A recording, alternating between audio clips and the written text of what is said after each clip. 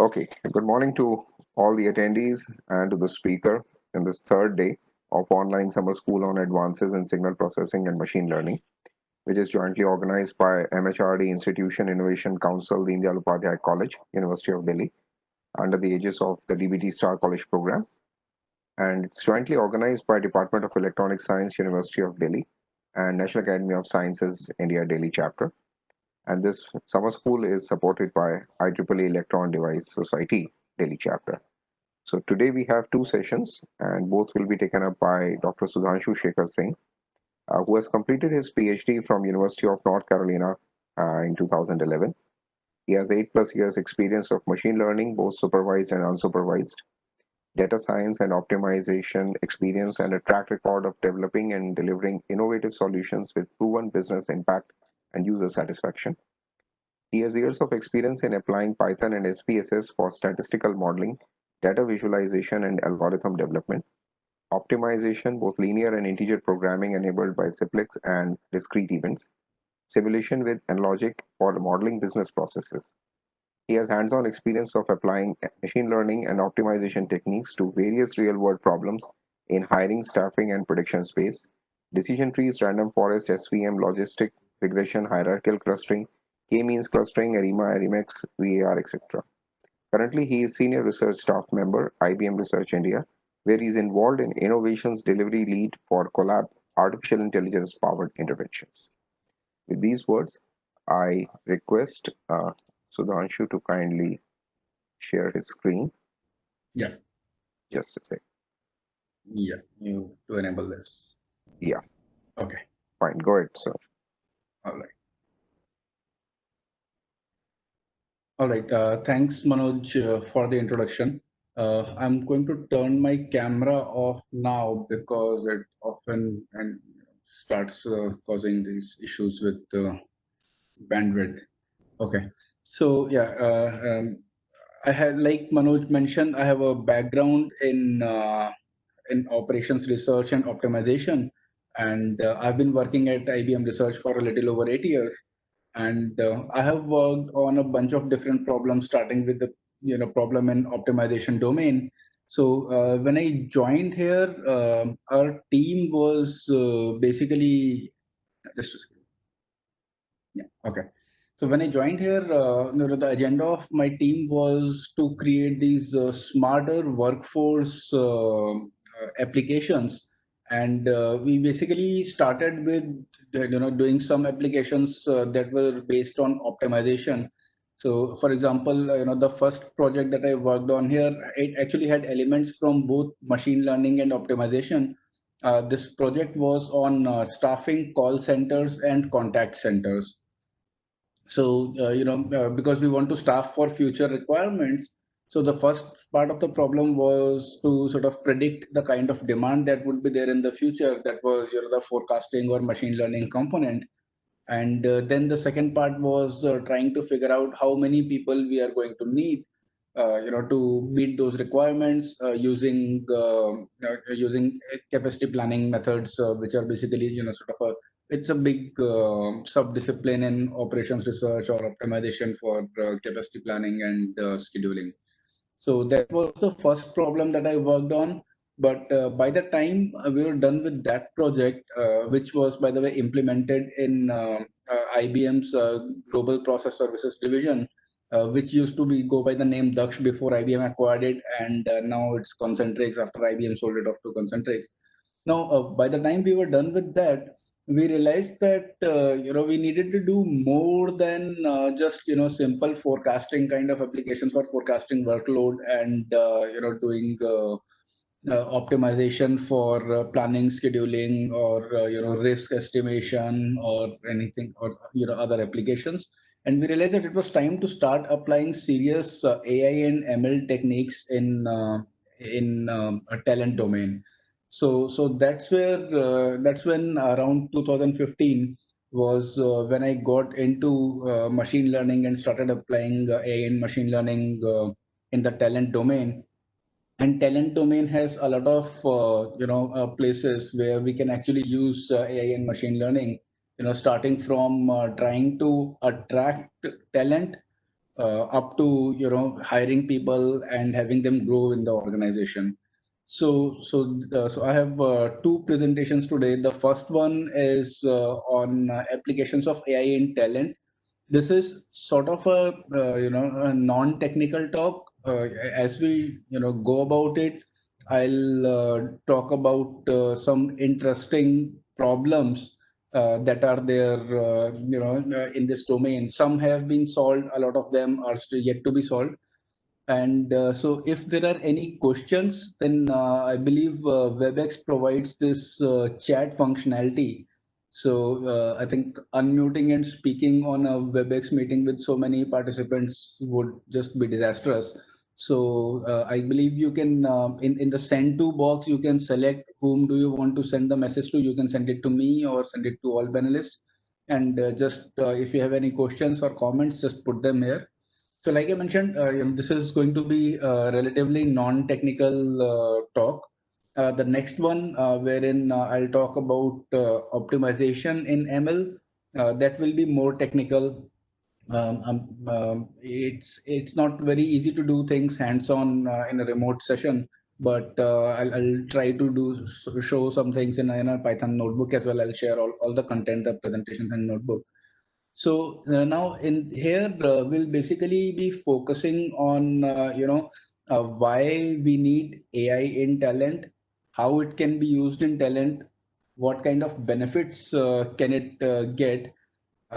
If an enterprise wants to get started with creating AI applications in talent or HR, then how can they go about it? What are the mistakes to avoid, and what are the ethical issues with using AI in talent?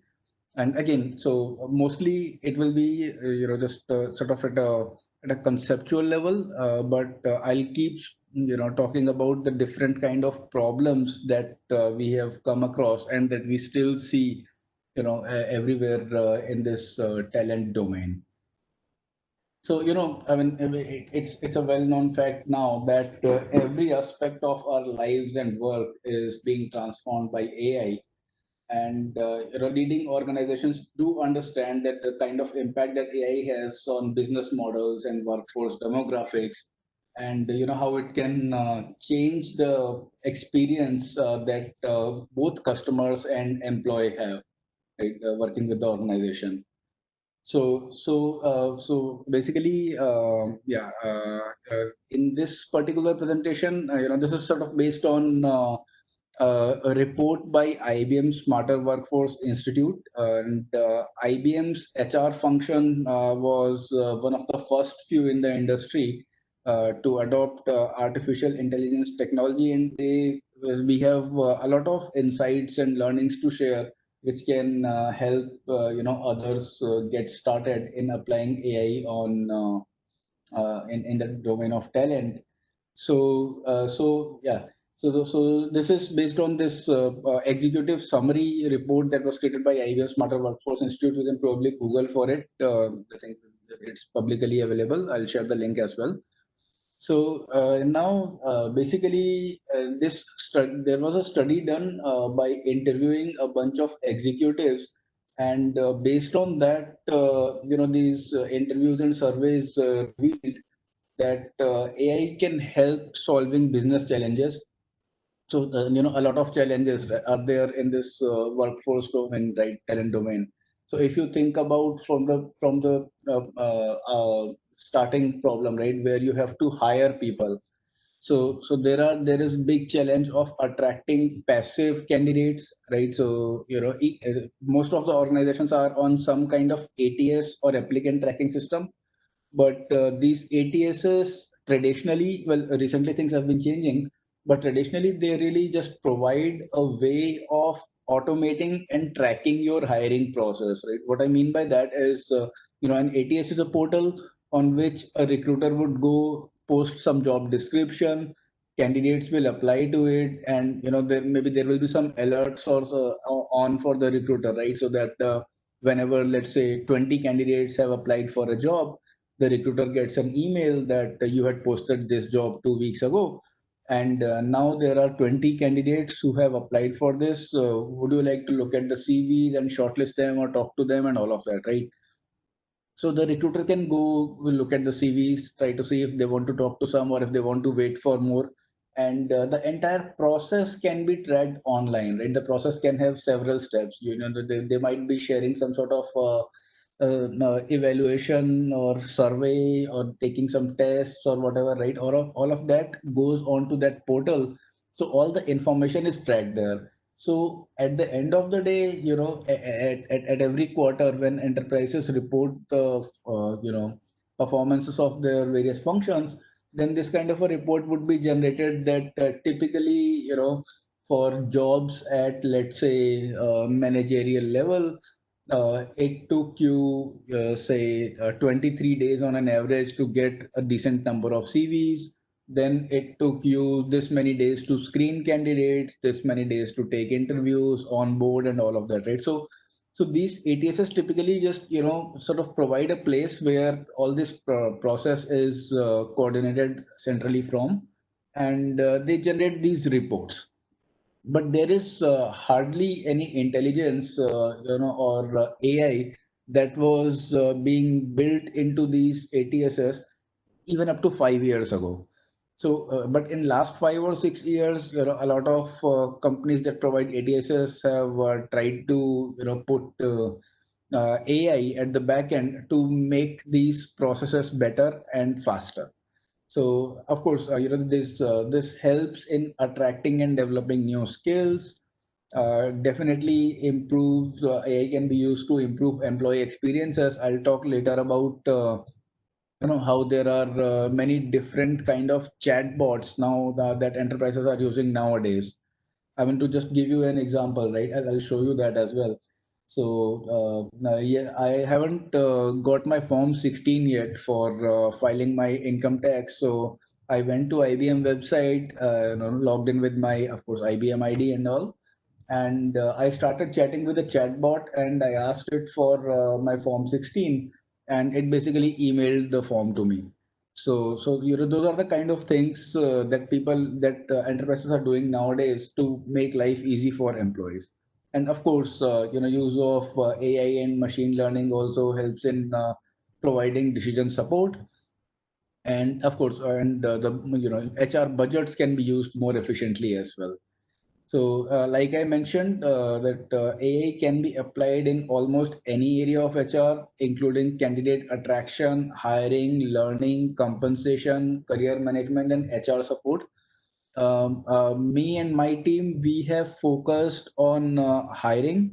Some folks in the team have also worked on this application for compensation management, or recommending, how to give increments and bonuses to people from time to time. We have also worked on internal mobility and career growth within the organization after someone is hired. And I believe we have also worked on retention analytics, wherein we basically try and identify hotspots for attrition. So we try to identify people who are likely to leave based on various characteristics, and then what kind of interventions can be done to sort of make sure that they stay.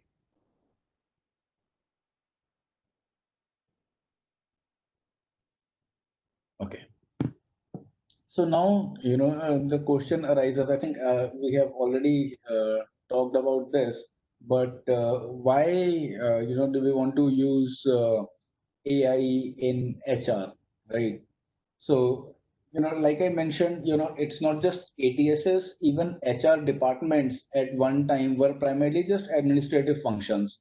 So, they were referred to as personal departments, and there most of the responsibilities were clerical, right? Somebody onboards, you take their documents, send them for verification. Once they are verified, you sort of, raise a flag in the system that everything is fine, nothing has to be done, and all of that, right? And but that has been changing in last couple of decades, and research has actually shown that the way that organizations manage their workers has very important implications on if the organizations perform well.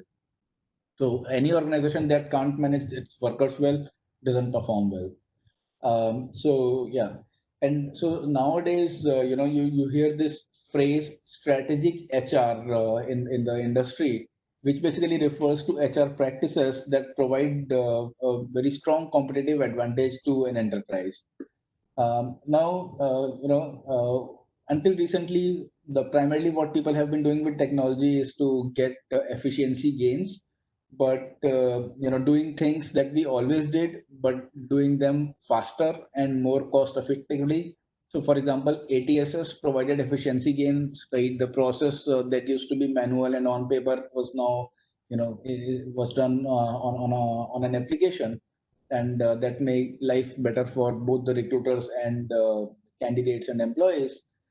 But now, it's more than that, right? It's not just about recruiting people faster, but it has also become about getting the right people by assessing, their proper match with the kind of job roles that you are hiring for.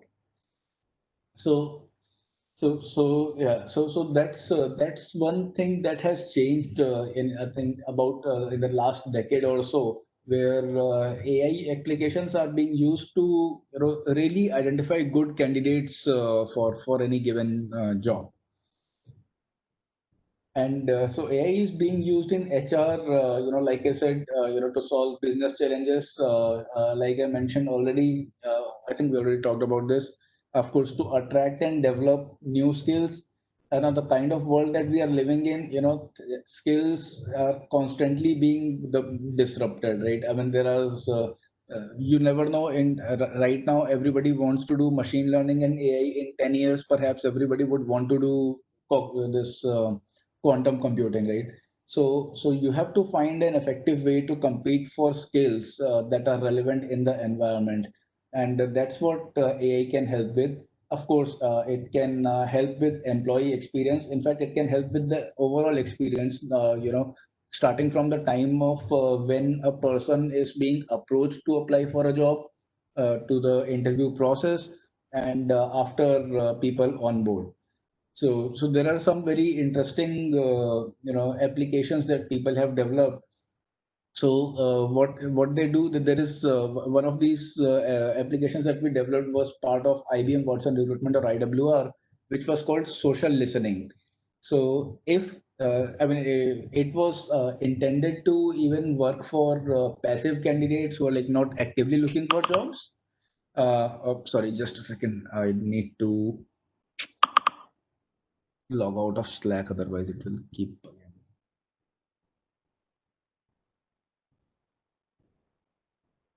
Okay, all right,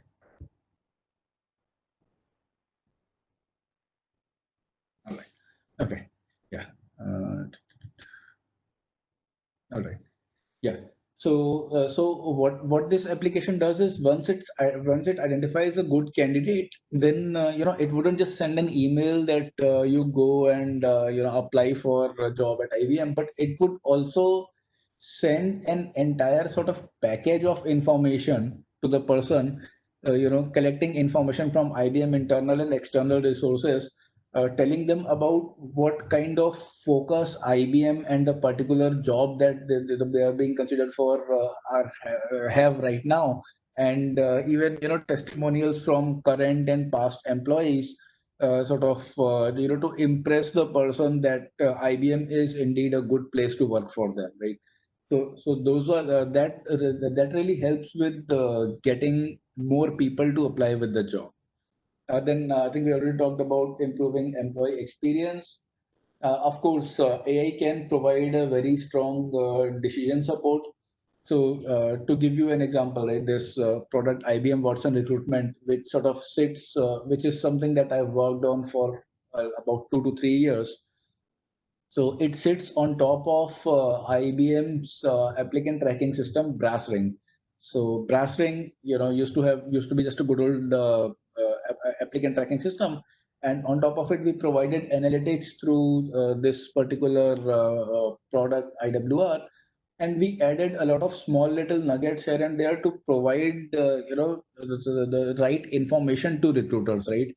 So for example, if my system says that, these are the candidates that are good for a particular job that you posted, let's say 10 days ago, then it also gives reasons for why the candidates are being considered good, right? So it will say that somebody we have observed in the past that candidates from Microsoft who have applied here have been very good candidates. So then it will say, one of the reasons why this particular candidate got bumped up in the list, because they are from Microsoft and have a very similar profile to candidates who were earlier considered to be good candidates. So that is not just a sort of black box recommendation, but also provides a good strong basis to the recruiter for making their decisions. And of course, then the budget can be used very efficiently using HR. So one example of that, I think we'll talk about it later as well, is that compensation management application, wherein you basically identify employees with hot skills and perhaps those who are maybe looking to switch or attrition hotspots. So then you take appropriate action to make sure that they stay. So now, I was talking about this entire talent life cycle. So this, talent life cycle, you can say, sort of consists of these 7 different stages, right? So first you have to attract talent, then you have to hire them, engage them meaningfully in the organization, uh, try to retain them for as long as you can, help them grow, develop, and eventually, you got to have a system in place where basically everybody can be served, 24/7, anytime during the day or during the year, whenever they need any help. So again, so then in these different stages, you can use this different kind of AI applications to enhance experience. So, for example, in the attract life, part of the life cycle, the goal is to get as many good potential candidates as you can, right?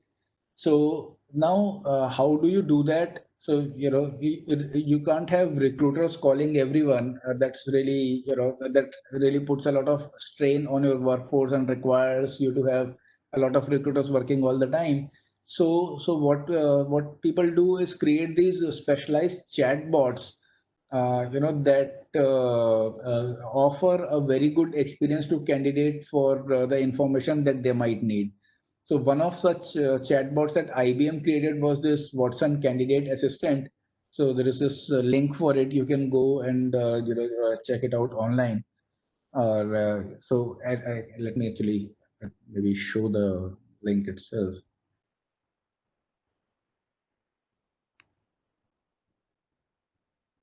Okay.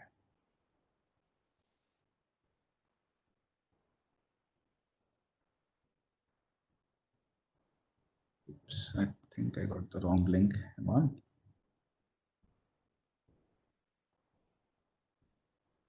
So basically, this candidate assistant on the applicant tracking system, it has this very nice interface. Huh, interesting. The page has been moved. It was not moved yesterday. I think something changed at the back end. Sorry. But this is a very nice, chatbot kind of chatting kind of interface where you can actually just upload your CV and ask for, whatever, ask for jobs that are relevant for you. It will itself parse the CV, try to see your experience and skills, and recommend jobs to you accordingly. Then you can even ask job specific questions and, IBM specific questions, and depending upon what all it has been programmed with, it can respond appropriately. And it uses some fairly advanced skill and experience matching methods to propose relevant jobs to candidates. So this is actually, we'll maybe talk a little bit more about it later. But yeah, this is not an easy problem to solve actually. To get candidate information from their CV. I don't know. I have. I guess you can't say yes or no. Maybe just type it in the chat. So have a lot of you guys tried applying to jobs online through the job portals? Like there are a lot of job portals where you upload your CV, then it shows you some information, asks you to modify or verify it. So if you do that, you would see that most of these portals, the performance of whatever they have read from the CV and asking you to verify is rather poor. It's because that's a very difficult problem to solve. And there are a lot of challenges in that problem, as you can imagine, right? So people can upload their CVs in different formats.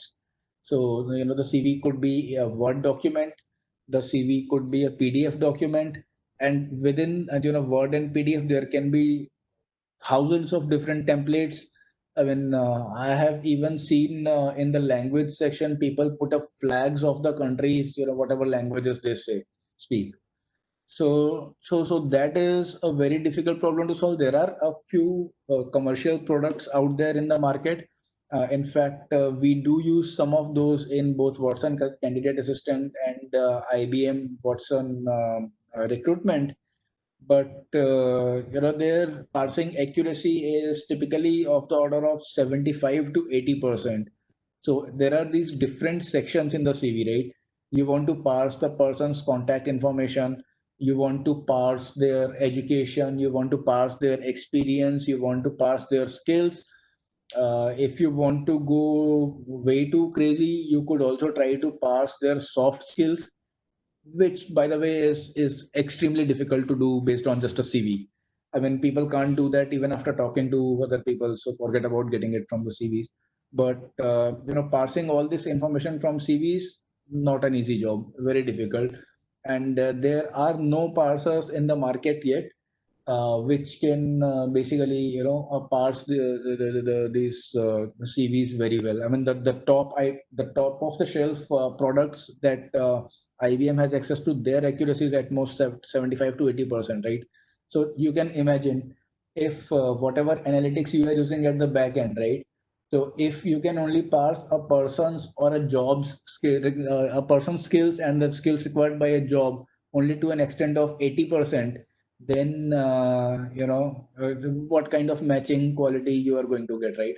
It still gives a lot of improvement over state of the art. I mean, at least most CVs that are well formed and not in terrible, not have a terrible template, but there at least the most relevant information can be parsed with relatively higher accuracy, so things work. But it's an open problem to work on. And yeah, so there is no easy way around it, as of now at least. Okay, so going ahead, after attract, comes the hiring stage. So how do you hire people well? So again, this is where IBM Watson Recruitment, or IWR, the product for which I led the team from research to create the backend machine learning and analytics comes in. So, for most jobs, you actually receive in advance of, 50 to 100 CVs. And it's very difficult for the recruiters to go through all those CVs and find the right candidates. Anyway, the recruiters, right, the people who are expected to find appropriate candidates to interview, they are not really technical folks who have the job requirement, right? The job requirement is in some other division of the organization, from where someone would perhaps, write a very basic job description or tell the recruiter that you create this kind of job description and then find me folks that I can interview. And all of this process, right, whether it's creating the job description and then finding candidates online after they apply, it takes a lot of time and effort. And recruiters are typically given some sort of very high level directions that if you see this skill on the CV and 5 years experience, then perhaps you can talk to the guy and so on, right? But since they're not really the technical folks who are who really understand the job, it is difficult for them to do this very well. So we can definitely use, and we have used AI in this setting to predict a few different things like how long a job requisition will take to fill based on historical data. So that sort of allows you to reprioritize things. So for example, if you need a job to be filled within a month, but traditionally you see that in the past this kind of jobs have taken, let's say, 2.5, 3 months to fill, then perhaps you might want to just focus on that and approach people personally to focus on that particular job, right? The others which are in a good shape, let the ATS and the system take care of that. Then, of course, it can be used to determine the match between a candidate's resume and job requisition. It can also help recruiters write better job descriptions and filter candidates more effectively. So I think this aspect, last 3, 4 years, this aspect of writing the right correct job descriptions has really caught the fancy of the AI community, because there was some study done which found out that most of the job descriptions that are posted in these applicant tracking systems, I mean, it's not intentional, but it so happens that most of these job descriptions are biased towards attracting male applicants. So apparently, depending upon the kind of language you use and the kind of vocabulary you use in a job description, it can have an attracting or repelling impact for a candidate depending upon their gender. So there was some work done where once you give it a job description, it will find out parts of job description that could be discriminating and discriminative, and then suggest alternative ways of phrasing them. So that's one very interesting application of AI in creating job descriptions that has come up. Then of course, there is this problem of matching a candidate resume with job description, right? So it looks like, I mean, it's a one-line problem definition, but it is an extremely difficult problem to solve because it has got just so many different aspects. One of the aspects that we talked about was parsing of CVs and job descriptions, right? Parsing of CVs has its own problems because of the kind of different kind of formats that CVs can be. Parsing of job descriptions has a different set of problems, because if you look at a typical job description on some job website, right? So a lot of the text in a job description is basically junk, right? I mean, for example, let's look something up, right? Let's look something up. So let's say I want to find a data scientist job, right? Oops. Okay. So yeah, so there are a bunch of data scientist jobs where let's say what this one says.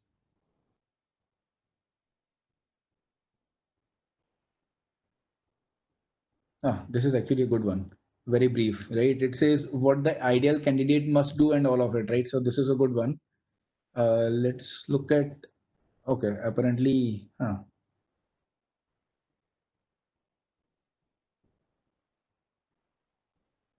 let me change my search parameters.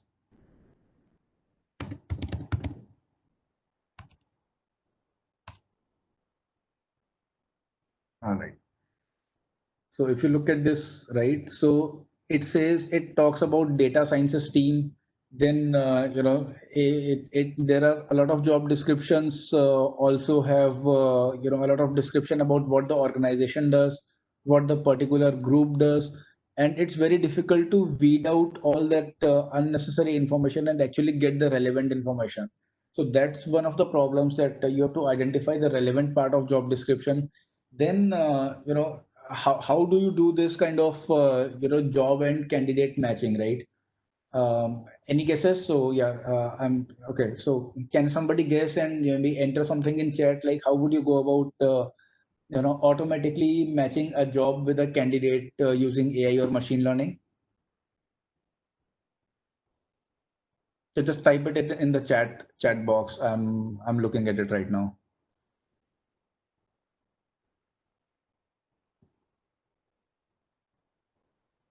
Keywords is one way to go about it. Matching, yes. Yes, NLP with job description and resume keywords. Yes, of course. Yeah, it's all.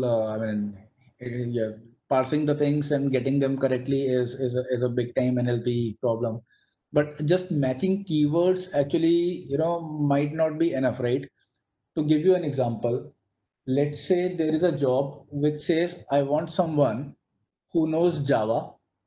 Let's say they know PostgreSQL, database. Say the job requires also them to know Cassandra NoSQL database, machine learning, and neural networks, right? And then there is a candidate who knows C++, doesn't know Java, knows DB2, doesn't know PostgreSQL, knows MongoDB, doesn't know Cassandra, right? It doesn't say machine learning on its say ML on its his or her CV. Says supervised and unsupervised machine learning. Doesn't say neural networks on the CV, but says deep learning, right? Now, if you try to match keywords, very few keywords out of whatever is required for the job will match, and just keyword matching will say, no, this guy is not a good candidate, whereas this guy is a perfect candidate because anybody who knows C++ can pick up Java very quickly. If you know DB2, you have enough SQL and database skills to really take it to PostgreSQL.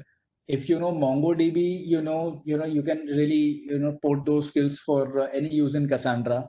If you say you have done supervised and unsupervised learning and you don't say ML, of course that is ML, right? If you have worked on deep learning, then of course neural networks, right? So this guy is a perfect candidate, but none of the keywords match. So you will get a very low score for this particular candidate, which could be really a very good one, right? So those kind of issues are there, right? Just keyword matching doesn't work because you have to go deeper, right? So this actually warrants the need for a very good skills taxonomy, right? A skills taxonomy and a way of matching one skill vector to another skill vector, right? So that you are doing the more meaningful thing, right? And creating these skills taxonomies, it's not easy. I mean, across domains very difficult, even within a domain it's not easy.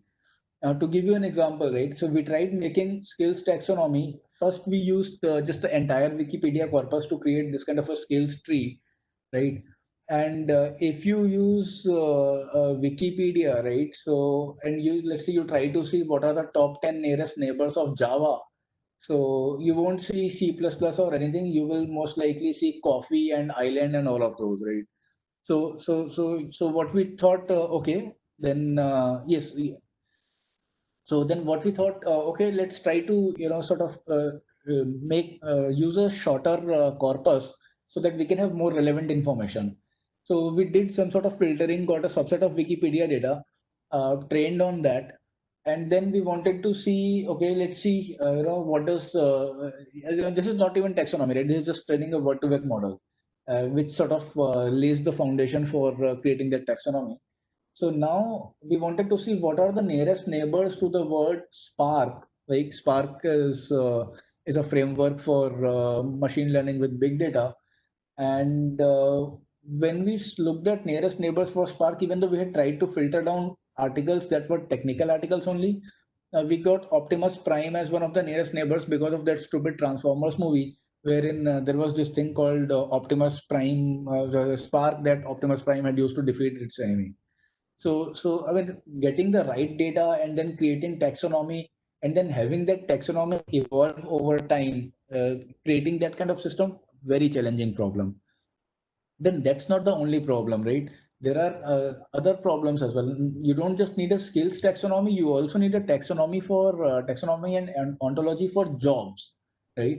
Because you need to know that what kind of data to put together to create machine learning models, right? So the kind of approach, so since the keyword matching kind of approach might not necessarily work, or pool of keywords, and doing a sort of entire m cross n comparisons could probably give better results, but we wanted to do more. So what we wanted to do was create a success model for any given job, right? So we would look at historical data of, let's say, software developer job level 5, and then we wanted to create a machine learning model which would tell me, if these are the job features and if these are the candidate features, then how good a fit this candidate is for this job, right?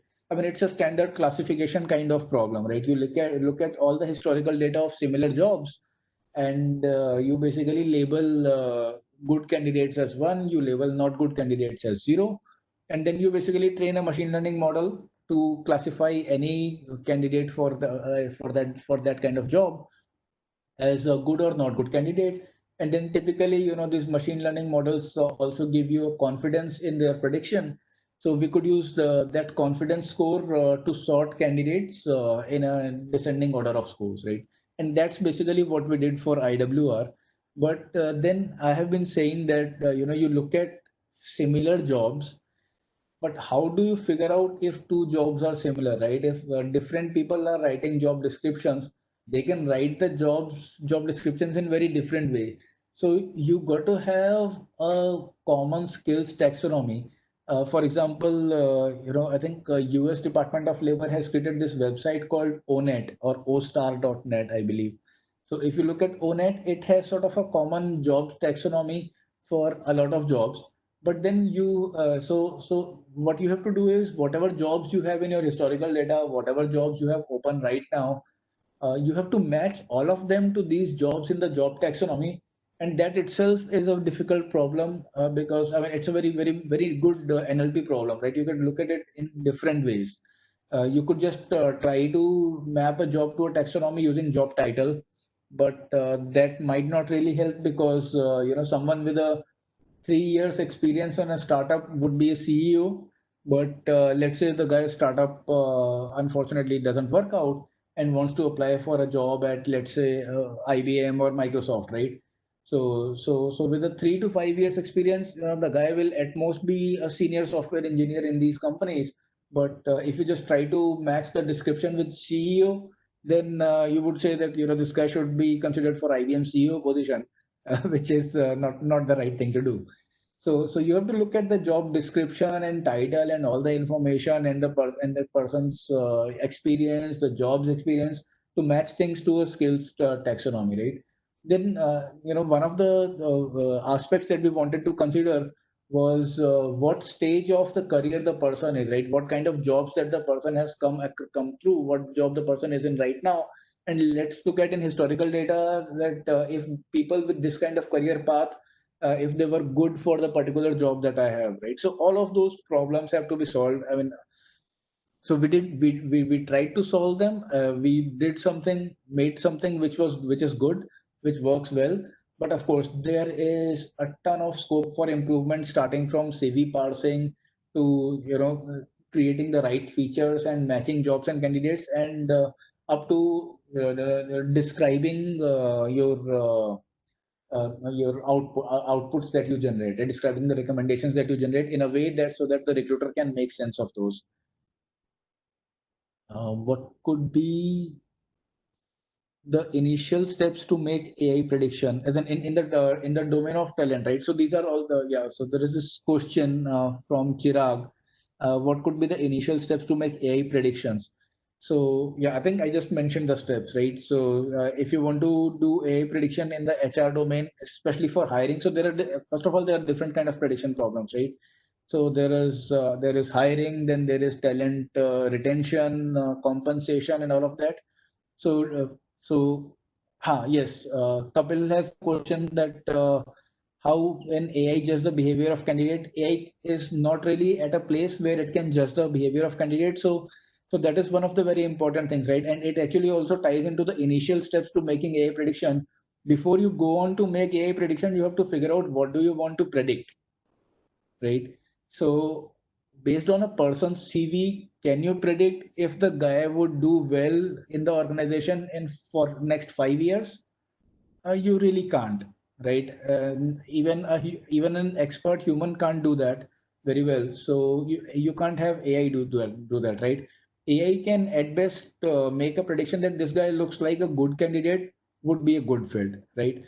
That's what it can do. And depending upon how deep you want to go, you can have different kind of applications, right? With an application which just works with job description and candidate CV, you really can just can't do really much more than trying to figure out if the candidate would potentially be a good fit, provide your confidence in your prediction, and then let the recruiter take the decision, right? So AI is not to replace people. It is to help people do their jobs in a better and easier way. But there are several other kind of AI applications that people have, that companies have developed. For example, companies like HireVue and Aspiring Minds and all. So they have created this video interviewing systems, which basically send out a link to the candidate where there is no one on the other end, right? So the candidate clicks on the link, it opens a video, and there are some pre-fed questions in there that the person answers. They can all they have, I think some have also integrated a sort of coding interview in there, and then they look at they have monitor the person's expressions and eye gaze and everything through their laptop camera, and of course after taking permission, and then you basically then they basically make a sort of summary report and send it back to recruiter.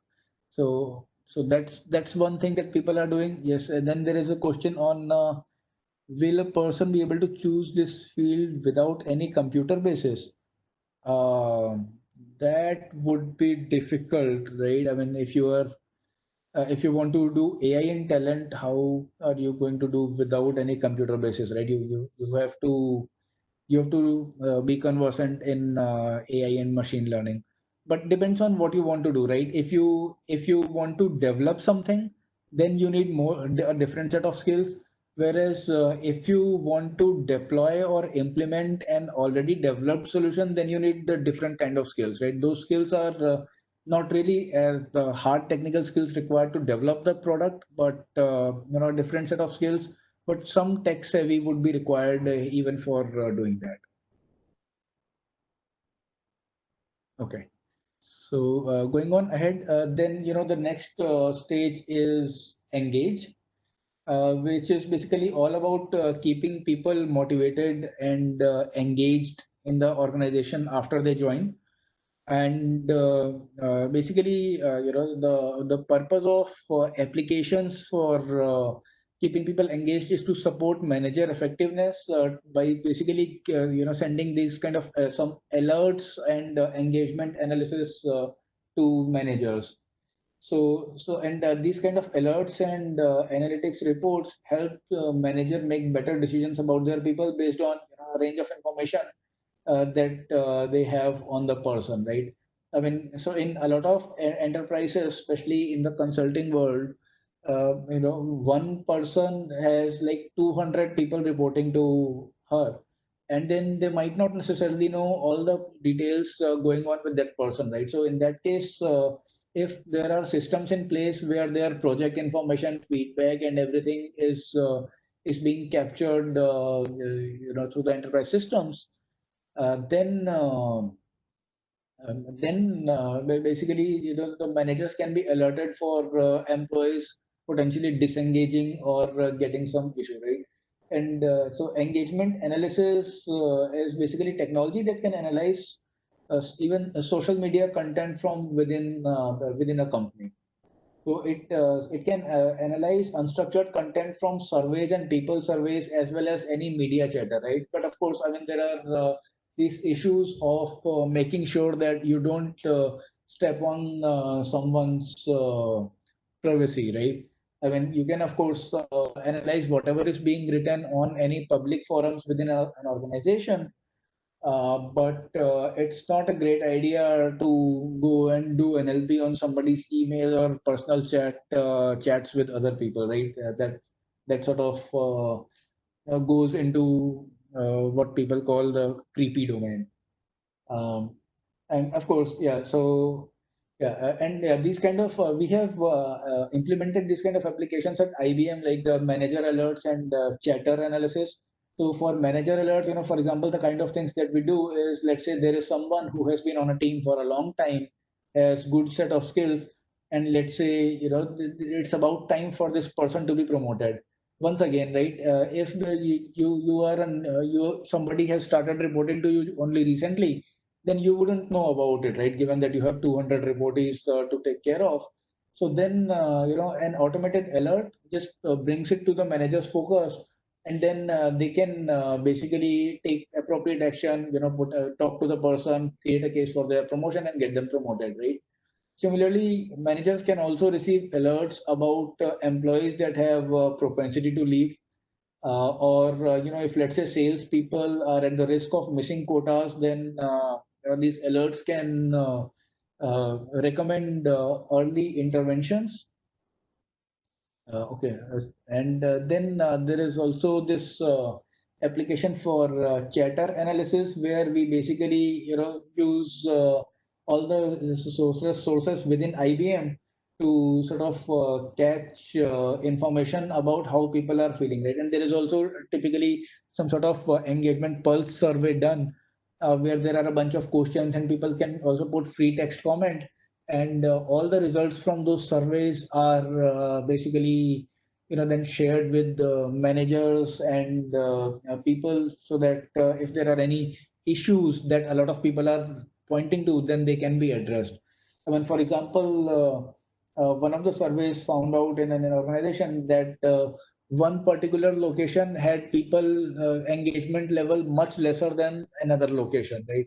So then, some steps were taken to make sure that people at that location also feel engaged. And then after those steps were taken, when the next survey was done 6 months later, of course, they were still behind the other location. It's not like it's going to magically improve, but the difference, which was about 2 times, like in terms of whatever metric was used, was had reduced to just about 30% in gap. So that way, whereas maybe, if there is an entire location where people are not very well engaged with the company, then the entire location becomes an attrition hotspot, and perhaps mass exodus from that company was avoided by using this kind of from that location was avoided by using this intervention. Okay, there is a question: is this technique taking over online support? So yes, actually, yeah, online support is not necessary. Well, I mean, to some extent, in the domain of HR as well, right? Like I mentioned, we have now these chatbots, right? So if you go to an applicant tracking system, then there would be a chatbot to which you can talk and find out relevant jobs, and perhaps find some more information as well, apart from whatever is in the job description. So earlier, yes, this used to be something that a recruiter would call someone and talk to them about, but now they don't necessarily have to do it. But it's not really taking over online support. It's more about making life easier for recruiter and giving a better experience to the candidate as well, right? But in general, yes, NLP enabled chatbots are sort of taking over online support, right? I don't know. I mean, this is not really related to the talent or HR domain, but I don't know if you noticed. I think about 1 year ago on Amazon website, yeah, so Amazon website always has had this option of chatting to the customer service, right? I think about 1 year or 1.5 years ago, it always used to be a person that you would chat to, like even from the very beginning, it would be a person. But something changed. At least I have noticed it personally, because I use Amazon a lot, and often there are some issues or the other. So, but now when you start chatting, the first thing that you talk to is actually a chatbot. So unless the chatbot cannot resolve your issue, then only it goes to a person. So yes, I mean, in general, chatbots and NLPs are taking over online support. I mean, even you see that ad by Airtel, right, where it says that you go to Airtel Thanks app and you can get whatever most of your support needs done there, right? So they're also, I mean, they're sort of taking load off of the call center and using AI and NLP to solve their problem. But yeah, in the domain of recruitment, it actually helps a lot, because with these kind of applications, right, especially where you can maybe have a chatbot talking to a person, trying to figure out information about whatever gaps are there between their CV and the job description, or if you can have an automated video interview, and then you can basically process the information from it and share it with the recruiter, and also it makes their job very easy. So it's really not about taking over. It's about making things convenient for everyone. Okay. Then after engage, the next stage of talent life cycle is retaining talent. And I think we already talked about it a little bit, in terms of smarter compensation planning.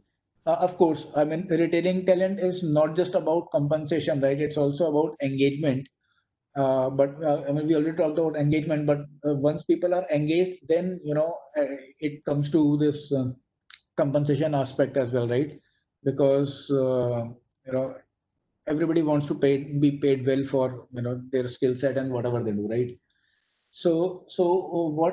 What this smarter compensation planning typically involves that in addition to just looking at the person's individual performance, you can include factors like market rate for skills, how in demand the skills are, whether it's better to reward strong performance in base pay or in bonuses.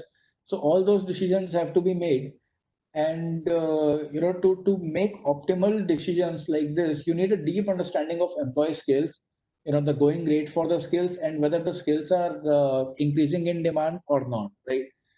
Or actually, sometimes it could be that unpopular skills, people with unpopular skills also get paid well, right? So I think I heard this story somewhere that in some company, to maintain some legacy system, they needed someone with Fortran skills, right? And who knows Fortran these days, right? I mean, I have like not even ever tried to learn Fortran, and I don't know how many people here have tried that.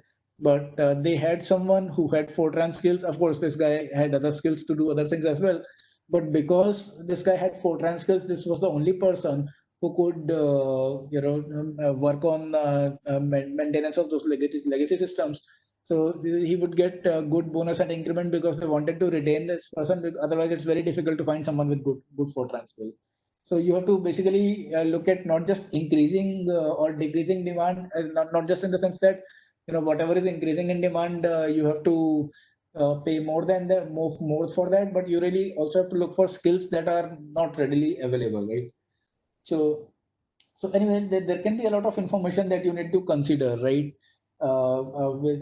It's very difficult to do that without any analytical support. So at IBM, we created this AI-powered decision support tool that reviews a lot of data points in making its recommendations, uses external data with internal data, and to make the right kind of, and then whatever is your budget for increments and bonuses, and basically optimizes over it to optimally allocate pay raises or bonuses to employees. And of course, it's not like whatever the system says you have to do that, because like I mentioned, it's just there to support and aid managers. It's not there to replace them, right? So at the end of the day, whoever is the manager, it's their call, but they get a lot of support with this system, and their job becomes easy. Then of course, there is the next stage of talent life cycle, which is develop, which is all about having people grow in their skills, whether soft skills or hard skills. But that's a very important aspect of keeping employees happy and retained, because so many times you would have heard people say that I want to leave my job because I feel that I'm not growing, I'm not learning anything new. So the career growth and learning, continuous learning, right? They are very important for people to be engaged, and for an enterprise to do well. So and for learning, it's a tricky aspect, right? Because what kind of learning modules do you propose to a person, to be for their development, right? So typically, traditionally, what is done is if there is some learning module created, whoever creates the module, let's say it's a video or presentation or chapter or whatever, they have to provide some metadata as well, and with so that with that metadata you know what each module is and you can recommend modules to relevant people, right? But now one of the areas where AI is doing very well is sort of tagging of learning content, right? There are a lot of startups out there, right, that basically tag all the content. Like if there is some video and let's say the video is on optimization, but the person also talks about applications of machine learning, but the title just says optimization, right? So there is AI technology existing in the market right now that can also tell that this is also relevant for machine learning. So it can also be recommended to people who are looking to learn machine learning, right? So that's one very interesting application. Then you also have to sort of look at what stage of career a person is and try to figure out where they would want to go to make them recommendation to recommend them next possible career moves.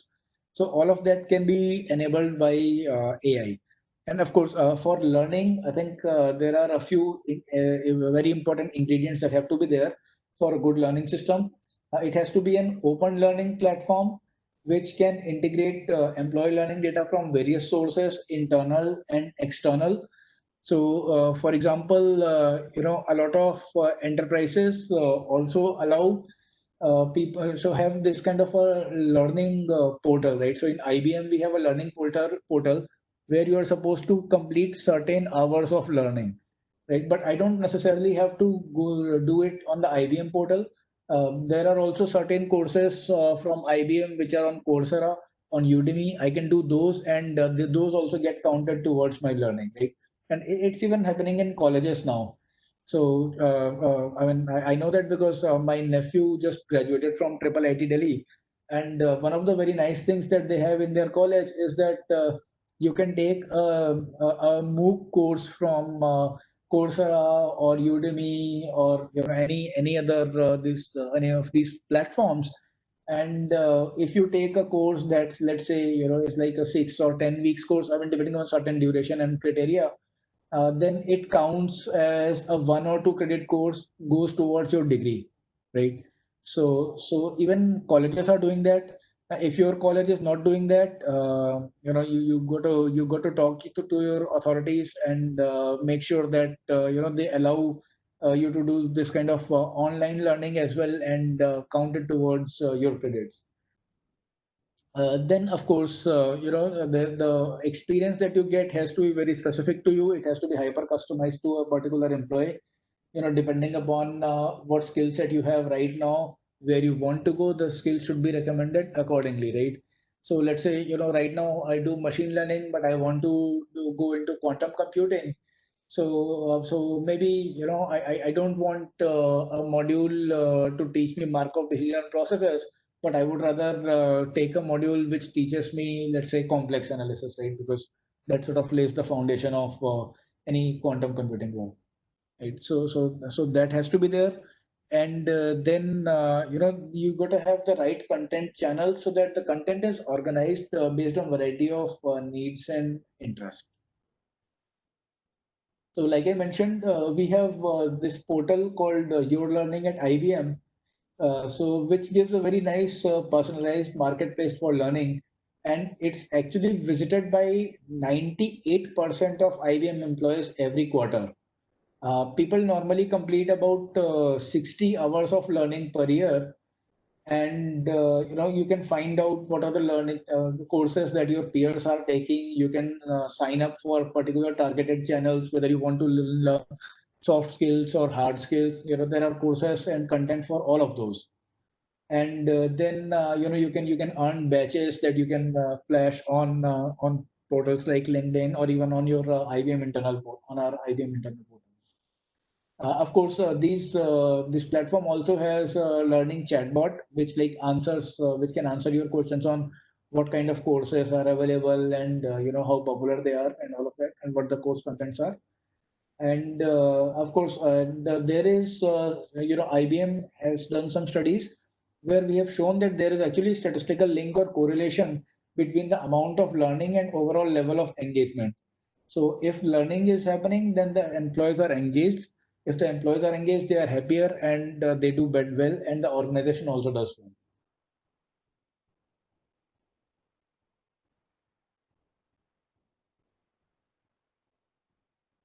Sorry, there is this question from Ramdeo. What is the basic requirement of any organization so that she can select it? I'm not sure I understand the question. Can you rephrase it?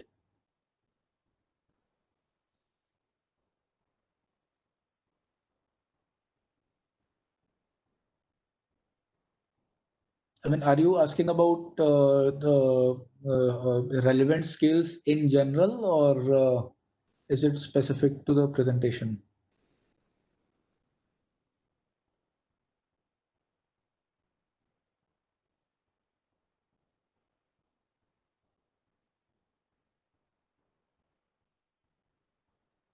Okay.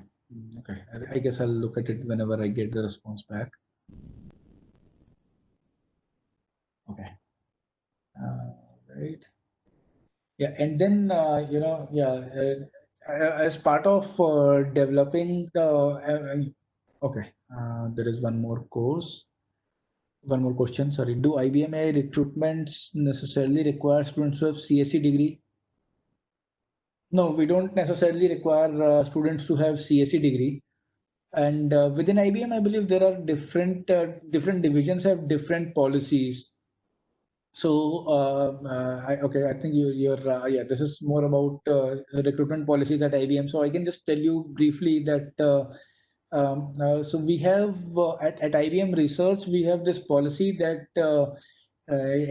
we don't normally hire freshers unless they are from a college where we go for campus recruitment. So typically, if the only freshers we have are the ones that are hired from campus. But there is this new program called AI Research Program, which is sort of a 1 year contract position. So I believe anybody can apply to that program.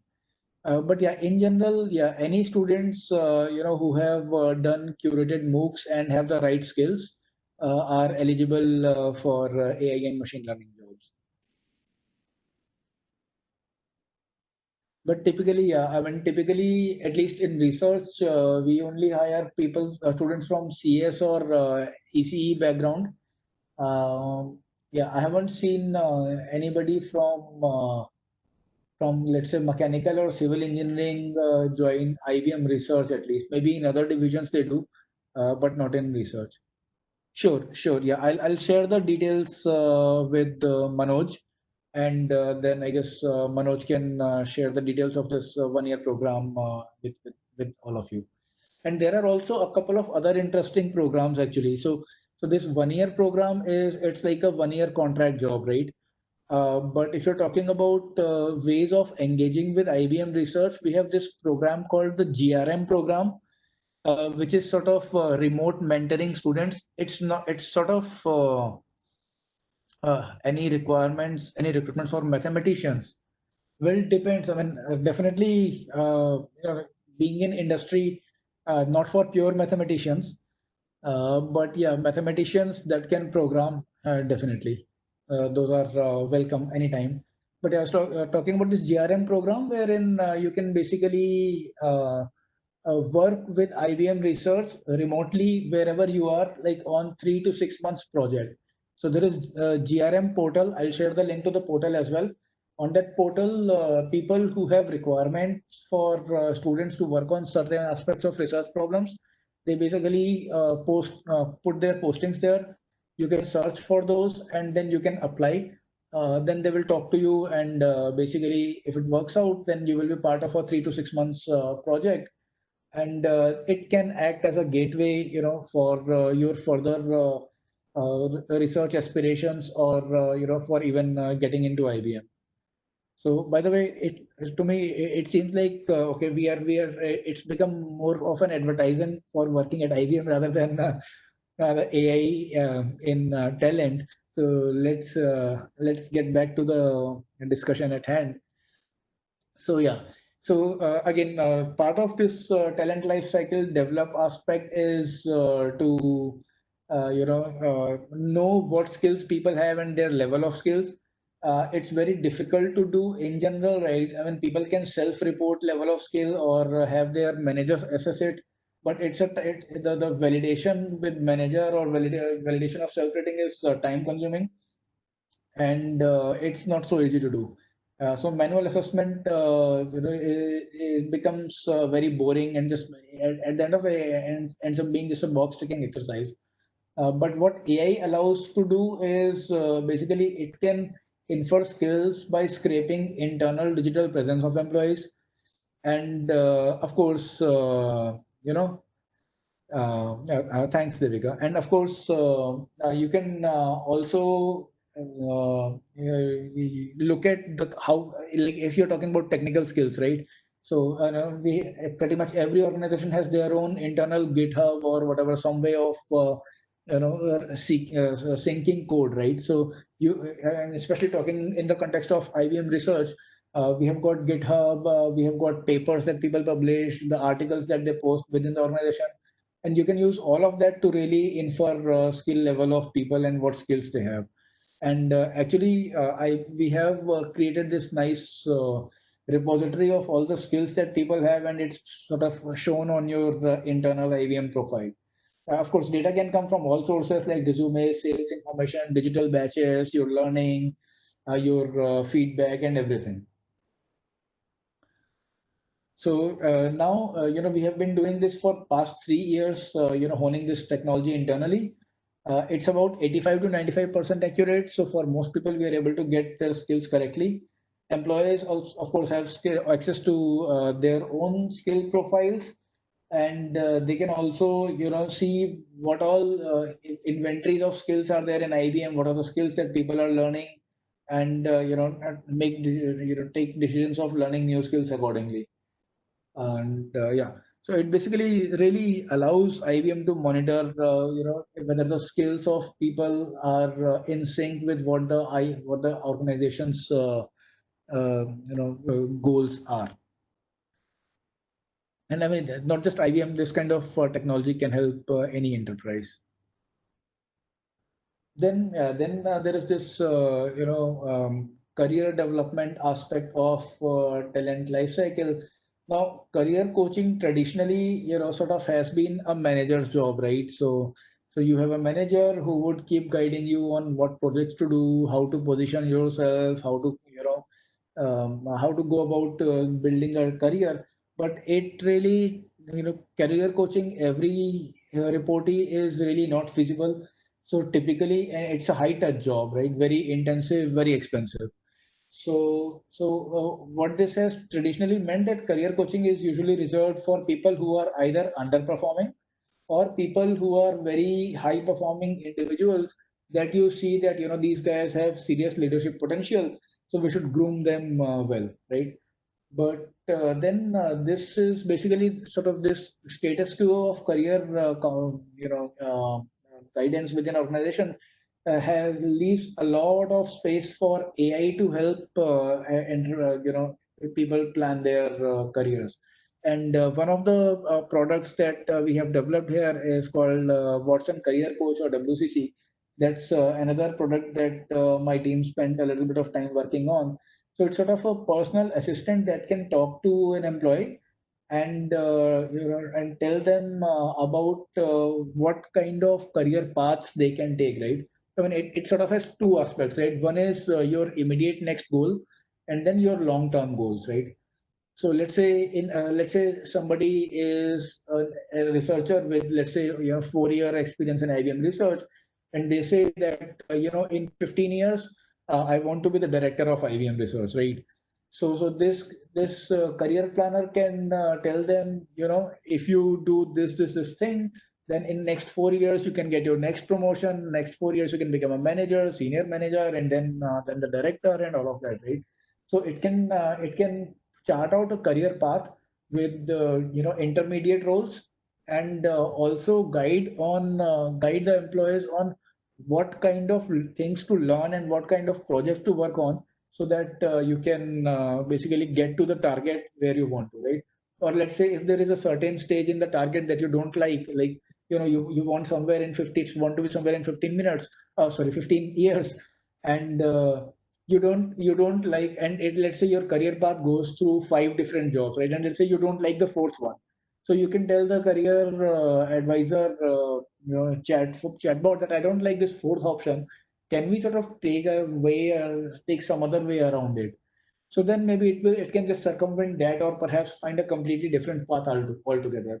But all those possibilities are available, and having this kind of functionality on your hand is it's one of the it's a key ingredient for keeping employees retained and engaged. Okay, and then finally, of course, you want to have a system where you can serve employees 24/7. I think we have already talked about most of this, right? So there are different kind of chatbots that you can use. And so if you have a certain kind of HR process that generates a lot of questions, then you can deploy the chatbot there.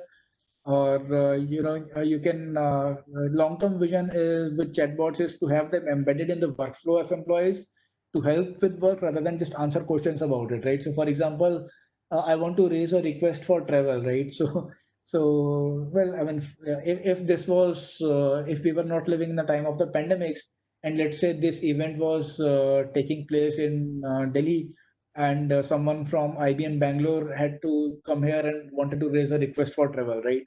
So they couldn't. So we actually already have this kind of an application in place, where you can not only ask a chatbot about the process, but you can actually initiate the process through the chatbot itself. And then the chatbot basically sends the request to the manager. The manager also gets it through a chatbot, approves it, and all of that. The entire workflow gets integrated with the chatbot instead of just answering some questions, right? Another example is, let's say an employee wants to transfer to a new department, then a manager can interact with the chatbot, which is integrated into the workflow, and then the transfer can happen seamlessly without any problem. So yeah, so IBM has these chatbots that support people with their benefit enrollment and decisions, to support managers with their compensation planning and all. And there is this very popular chatbot called New Hire Chatbot. It is a very popular chatbot at IBM that answers 700 questions a day. I remember that when I joined back in 2012, I got this sort of an application on my laptop, which was the sort of, it was called the new employee handbook. So it was a bunch of things, like it had the entire list of things that I was supposed to do, within 1 month, 3 months, 6 months, and all of that. And it was my responsibility to look at that. But with this chatbot, people can just ask the chatbot, and even ask the chatbot to send alerts, right? So let's say you need to set up your EPF account or something, right? Within 15 days of joining. So the chatbot will sort of keep sending you alerts every 3-4 days that you need to set this up, you need to set this up, right? So that makes life very easy for everyone, and it's one of the things that really helps in giving the delightful sort of onboarding experience to new employees. Yes. So of course we have been talking about you should use AI in HR. You can use in talent. You can do this with that, this and that with AI. But it's also very important to track the return of investment, right? Because when you create AI application and deploy someone somewhere, it costs a lot of money, and you want to know what kind of returns you are getting, right? Just to give an example, right? Let's say an organization is struggling to close sales because of lack of technical knowledge among salespeople. So now, what happens is AI can propose personalized learning for individuals' need, and then let's say people are asked that maybe you use this application for your learning. Some people go ahead and use it, some don't, right?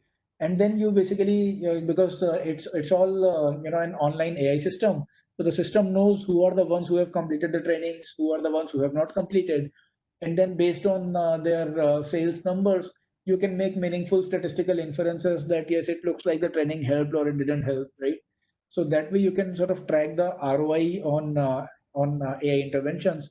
Of course, I mean there are such certain guidelines on what kind of measures, what kind of metrics you can measure for different kind of AI applications, right? So, for example, if you are creating an application to enhance candidate experience, so then you can have more informative pre-hire communication, better match of job seekers to roles, and then the outcome measure could be candidate conversion rate and new hire productivity, right?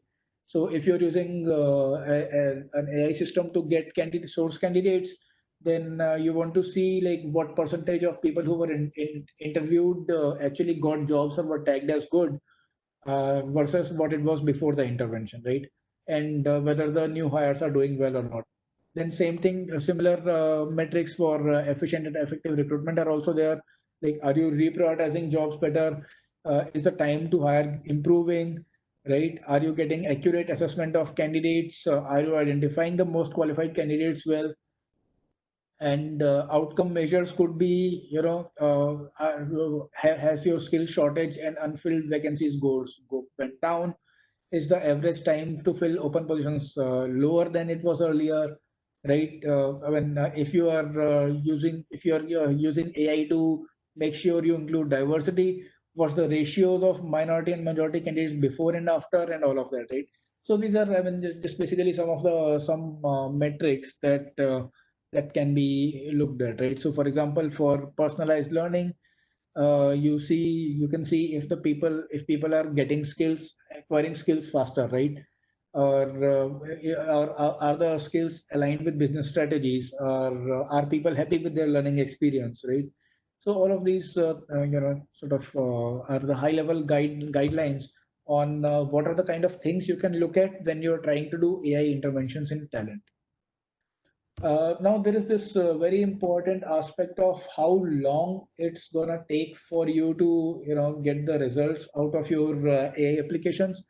But that really depends on a lot of decisions, right? Whether you want to build something or whether you want to buy something. So for example, when we built IWR, some of the component, we actually bought some of the components that we used in there, right? For example, for parsing jobs and CVs, we used these some off-the-shelf products like Text Kernel and Burning Glass, because they provide multilingual support and all of that, right? So we did not want to spend a lot of time creating an application to just parse CVs, because that's a project that itself would have taken 6 months to 1 year. So of course, if you use any off-the-shelf AI solutions, you can expect to see the results very quickly. If you want to build a complex solution, then the way to go about it is you want to start with a minimum viable product, typically abbreviated as MVP in this particular, in the domain of IT applications. So first, you basically figure out what's the smallest deliverable that can be built and meaningful, and try it out in production. See if all the assumptions that you have made are valid and whether it works. If it works, then you can sort of scale it up to the enterprise level and roll out for everyone, right? So now, of course, you have to also be cognizant of what kind of AI project you are doing, right? So if you're doing AI for using AI for hiring, you might see some benefits quickly, like faster time to hire. But to see if you have actually hired the right candidates, you still have to wait for the people to join and start performing, right? So that will take time to happen. For example, for a retention, another example is if you should, let's say, create a retention-based solution to retain employees, it will take some time to figure out if it's actually providing value, because you have to sort of keep monitoring your retention, over a long period of time. Of course, chatbots can be built and deployed very quickly. So the results from chatbots you can pretty much get in very short span of time. So now, if you want to get started with building an AI application for talent in your enterprise, you have to first start with a business case. You have to decide whether you want to buy or build. You want to identify the skills you have and the skills that you will need, implement the MVP, then scale it up and roll out and across the entire enterprise. So I think next few slides, we just talk about each of these 5 stages. But yeah, some of the important aspects to remember is that you shouldn't really wait to have the perfect solution, because there is never any perfect solution, right? It's always a good idea to follow the first feasible, then optimal approach, create a feasible solution first, and then basically try to get to the optimal one. You don't want to, I think there was some question on chatbots replacing people. No, we don't want to replace people with AI. We want to empower people with AI. And that has to be very clear. You have to ensure transparency. You have to make sure that your AI algorithms, do not just give some output that cannot be justified. You have to sort of make them explainable. You have to consider language and culture of the place where you are using your AI applications. And of course, whenever you design an AI application, you have to also be cognizant of other AI applications that are within the system that it has to interact with, so that you can have an entire ecosystem of applications working together. You have to be one of the burning hot topics in this domain is ethics of AI in talent. So there are these debates on right, if your training data is not good, then you are going to produce junk results, right? So you don't if there have been biases in the past, then and that bias is in your data, then AI is just going to learn that bias and propagate it, right? So there was this example. You can probably use Google Translate and check this out. I think what language was it? I think Turkish is sort of a gender neutral language. So what happened was, if you translate "she is a doctor, he is a nurse" from English to Turkish, it does that, right? Now pay attention here, right? So the sentences are she is a doctor, so a lady doctor, and he is a nurse, a guy nurse. You translate it to Turkish, the translation works. When you translate it back from the same thing back from Turkish to English, it becomes he is a doctor, she is a nurse. So that's sort of a bias that the language. I think they have fixed it now. At least last year I did this experiment, and this happened. I don't know if they fixed it now or not, but yeah, I mean this kind of bias is there, right? Because the historical data from which the translators have learned, most of the males, the doctors were males, and most of the nurses were females. So this translation also went haywire, right? So you have to make sure that. If there is bias in your data, you remove the bias, or you do something in your AI application which gets rid of the bias, right? And so that your AI system is fair and transparent. Of course, and there are certain mistakes that you should avoid. First one, like I just talked about, you always should eliminate bias. Never assume that AI can take over purely human roles. It's there just to assist. You have to value the privacy and consent of employees. So for these kind of applications, right, where you are tracking social chatter, you don't want to barge into their emails or private one-on-one chats with other people, right? Ah, okay. And and not laying emphasis on sizable, good quality data sets. Of course, you should always try to get good data set. You might not always be able to get really big, perfect data sets, but a certain minimal level of quality is required. And of course, people need to upskill even in use of technology before you implement AI. Okay, so there is this question on tips on how to create some good project on resume filter at college level. Okay. So you could think of it from two perspectives, right? One is from the placement. I think I'm at the end of presentation. I won't go any further here. Whatever is in the remaining slides, we've already talked about it. So yeah, you could think of this project from two perspectives, right? One is if you are creating a project for your placement committee, right? So when the placement season is there, companies arrive at campus and they have certain job descriptions, and students apply with their CVs, right? And typically there is also some sort of assessment taken. So I think in this case, you could actually use something like IWR, but perhaps something that's targeted specifically for campus hiring, right? So I'm sure there would be products out there, or you could create your own, right? So if you are asking students to submit their CVs, right? So I think one very interesting initiative I saw online was that of JSON CV. So what you could do is in the college, you can implement this kind of a project where you can ask students to create their centralized profile in one place where everything is tagged, things are maintained as a JSON, and then that JSON, the document from the data from the JSON can be dumped into certain resume templates, right? So that way, students get a bunch of different templates, but their data is already parsed in a JSON format. So all that problem of the data parsing will not be there.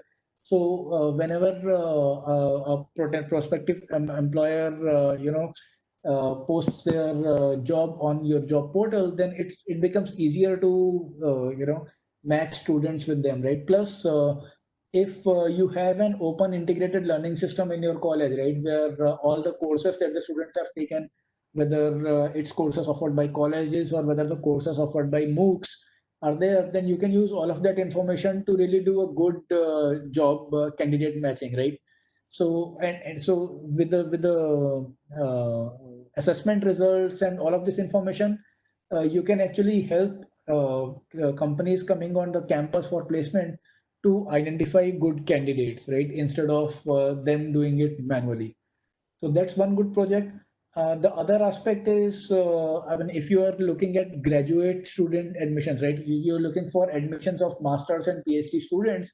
There also, you could use this kind of system where you know what the faculty interest areas are in your department, and then you basically sort of create a taxonomy of faculty interest areas, and then you parse the information from the student CV, and then try to match and see, which students are matching to different faculty interest areas, right? And then you can do a more balanced you can get a more balanced set of students to interview, right?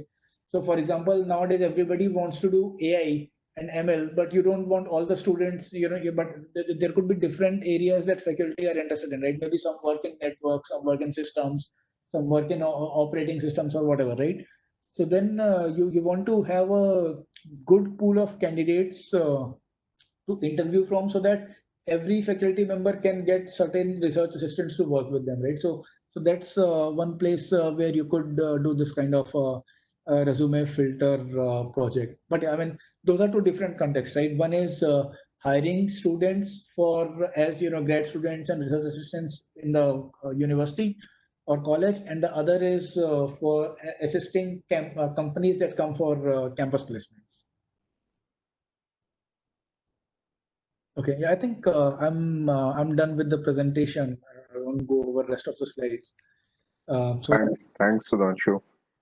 So, have you taken up, I suppose, all the questions in the chat as well as in the QA? so I have taken up the questions in the chat. The QA There are is. few questions in the QA also. I see. Yeah, there are 3-4 only there. Let's see, where is it? Where is the QA thing?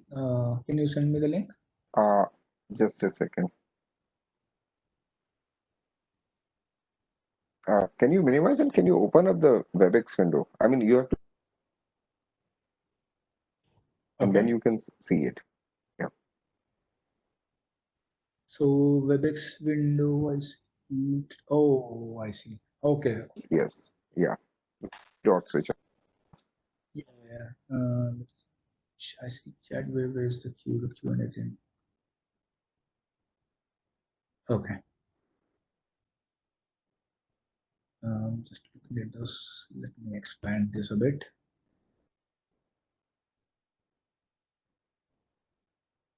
Okay, so I think the first question, how AI judges the behavior of candidate, I think we already talked about it. So for at least for the next question is on, can we say this is explainable AI? Well, okay. So, the only AI models that are truly explainable are decision trees, right? But they have limited applicability. So, what you could do is you could provide other information that could be useful, right? So, for example, in our case, what we did was we showed these kind of things like required skill score and preferred skill score, right? So, from each job, we would parse what are the required skills, what are the preferred skills, and then we would show the scores on those to the recruiter as well, so that they have some more basis, right? Plus, we would also show information like this candidate is coming from a top tier organization or from a very good organization. So possibly that could be they could be a good candidate, right? Or we also show this career path kind of thing that this candidate started with a associate role, then became a software engineer, then became a data scientist, then became a senior data scientist. And this kind of career path is typically very good if you are looking to hire for someone for a software engineering data science management role, right? So those kind of explanations we provided separately, because the models that we created, I mean, we had decision trees as well, but they hardly ever got picked. Usually we saw that XGBoost or SVM were the models that were getting picked most of the time, and they are not really so explainable. But you could provide other information with the with the kind of data that you have to sort of support your decision. And at the end of the day, it's the recruiter's decision, right, whether to call someone or not. So maybe someone might mistakenly get a high score, but there is not enough decision information to support that, so the recruiter might decide to not call them. Then put some more information on candidate selection methods used in AI. I think we talked about that in a lot of detail. It will check for certifications. Yes, it does. IWR does check for certifications, and that should be part of any good recruitment analytics system. There is this comment on keywords. I think we talked about matching qualifications. Yes, that's definitely checked. And in fact, we don't just check matching qualifications. And then let's say the recruiter might say that I want somebody strictly from a computer science background. But in the historical data, if let's say we see that even people from electrical engineering have done well, so that will also be considered. That was one of the that's the way the system was designed. Yes, feature selection and optimization. So yeah, feature selection was part of it always has to be the part of your model, right? Because different jobs can have different important features, right? For example, for a fresher job, maybe the GPA is an important feature, but for somebody with a 10-year jobs experience, the GPA doesn't really matter at all, right? So you have to do feature selection as well. But it has to be done at different job levels, right? For different jobs might have different features that could be important, right? So, and for example, if you want to hire somebody for a director or VP kind of position, it doesn't really matter if that guy can sit down and write a code in Python, because that's really not what the person is expected to do, right? So that is an important aspect. Programming skills. I don't understand what the question programming skills mean. Data science job for physicists. Actually, I'm seeing a lot of people from physics background getting into data science jobs, because a lot of people in physics do a lot of serious mathematics and optimization, and they are able to scale to data science. I have even seen economists become data scientists. I mean, right now these days I'm talking to a guy who was a chartered accountant and is now leading a team of 50 plus people doing data science.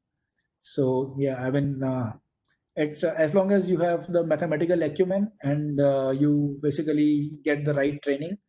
Uh, I think this is a good time to get into data science jobs. Chatbot may create its own CV form. Yes, that's I think sort of what I was talking about when I said talked about this JSON CV thing, right? So actually you could always maintain your profile in a JSON form, which is a highly computer readable form, and then you can have a chatbot which can or any application, right, which can just dump your JSON CV into a PDF document. Instead, in fact, I have a patent on resume rearrangement based on what kind of thing you are trying for, right? So let's say if let's say I maintain my profile somewhere in a JSON format, I'm applying for a data scientist job, then I can get a different version of my CV versus if I want to apply for a teaching job, then I can get a different version of my CV. So yes, those kind of applications are also very useful, but you won't be able to make it because IBM has a patent on it. So if you try to make that, I'm gonna sue you. Okay, uh, just kidding. Yeah, you can always differentiate your thing from whatever patent we have. Anyway, yeah, word embedding skills. That is an interesting problem, right? That is something that is yet to be solved. That skills change with time and requirements of industries also change with time, right? So quantum computing is really picking up now, and for all we know, in a decade, everybody would want to do quantum computing, right? So I mean, it's very difficult to predict what is going to be the next hot thing, right? I mean, maybe it will become the next hot thing. Maybe in 10 years people will realize, no, we are not there yet, so let's not do quantum, right? So it could go either way, but yeah, I think the key is to have systems that can keep scanning internal and external information resources to try and see where the market is going and how skills of people are changing, right? So I mean, if the system finds out that quantum computing is going to be the hot skill, so then somebody who is gearing for a data science role, then the career recommender can tell them, maybe you want to pick up quantum computing skills as well, because that can help you go ahead and take go ahead in your career, right? But yeah, that's a difficult problem to tackle. I don't think there is any good solution that exists for this kind of proactive recommendations. Yes, predictions will fail. Well, no, I mean, yeah, predictions will fail if the candidate is hopping jobs frequently. That can actually happen. I mean, yeah, so we have, at least in IWR, we haven't put any features like how long you spent in a job or how many jobs you have had, because they sort of tend to bias against people, right? So we haven't put those features, but yeah, if those features are part of your learner, that will happen. Okay, any AI application? Oh, candidate, every organization has their own way of monitoring candidate performance. So yes, every organization has their own way of doing that. Handwriting analysis. I don't know if handwriting analysis is still being used by recruiters. I mean, what if there is a chatbot being used in the process, then the quality of your writing is definitely being judged. That I know for sure. But then that's like not really handwriting, right? That's typing on the system. So yeah, quality of writing is definitely something that goes as one of the outputs of these chatbots to the recruiters, and it is being used. Yes. What algorithms are being used? So, like I mentioned, we put a lot of algorithms like this. We sort of you did a grid search on in an AutoML kind of way, and we used SVMs, decision trees, XGBoost, random forest. We found those to be most applicable. We didn't use neural network or deep learning because for our context, since we were creating models at job level for different clients, there really was not enough data to do deep learning. Okay. Some information for free online learning. Oh, okay. That will be in the, not, I don't know if it's free or not, but there are a lot of free resources, but yeah, we'll do a little bit of modeling in the next talk. Okay, there are a lot of questions. I think if I look at all of these. No, I think um, you can start with the next one, and maybe you can take a few questions in the last. Okay. So yeah, this one is on optimization and machine learning. The reason for doing this is, I think I mentioned earlier that I'm from an optimization background. And when I started out at IBM, I was working in a proper optimization problem for this call center and contact center scheduling, where we used some clever linear and integer linear programming formulation tricks. used some heuristic stopping rule and all of that, and did some very nice work. And then, when the team decided to move towards machine learning and AI applications in the HR domain, then I started learning about, start learning and taking machine learning. And as is the case, I started with supervised, with most people, I started with supervised learning. And I realized that there is a lot of same basic optimization stuff going on within in the purview of supervised learning. So that's the motivation for this particular talk. So I'll be talking about how certain supervised learning, machine learning problems are related to optimization, and we'll spend a little bit of time on some sort of funny formulations of linear regression, and look at some standard optimization formulation tricks to see how we can get them in different forms. And we'll also look at the optimization form of SVM and logistic regression. I think you guys have already seen neural networks in some of the talks yesterday, so won't go into that. And if there is time, I don't have slides on it, but I can also talk about how optimization is used in recommendation systems for decomposition of user item preference matrix. So we'll start with an overview of optimization, talking about in general what optimization is, what a mathematical program is, how can you solve optimization problems. Then we'll talk about machine learning a little bit, different kind of machine learning problems, how some machine learning problems can be posed as optimization problems. Well, I mean, you could, I guess, if you want to, you could also pose a lot of unsupervised machine learning problems as optimization problems as well, but we won't go there. Those formulations are a bit more complex, and we'll look at some examples. So optimization, so I guess some of you might have studied optimization in some context or the other. So optimization is essentially, the action of making the best or most effective use of a situation or resource. We all do some sort of optimization in life all the time, right? So, if you are going home and, you have a full tank and you want to reach home quickly, you would accelerate fast, although it means you will be burning more oil. But if you are low on oil and you have to go 50 kilometers, then you would rather drive in the fourth gear at a speed of 60, where you get maximum efficiency so that you reach your destination, right? Sort of a local optimization that people do in their daily lives, right? I try to go and park my cycle or car right behind the office door so that I have to walk the least possible distance, right? So, so those are all sort of silly examples of optimization. Of course, when we talk about a mathematical optimization or optimization in machine learning, we are specifically talking about this mathematical formulation of optimization problems, where we essentially want to maximize or minimize some function relative to some set. The set is, can often represented as a range of choices that are available to you in a situation, and the function allows, comparison of different choices for determining which might be best, right? I mean, so to give some examples, so one example is like in linear programming domain, there is this famous diet problem, right?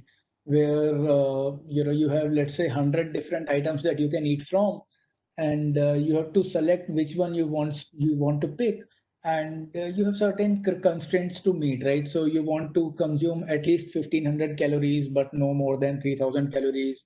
You want this much minimum vitamin C, vitamin A, this much protein, and all of that, right?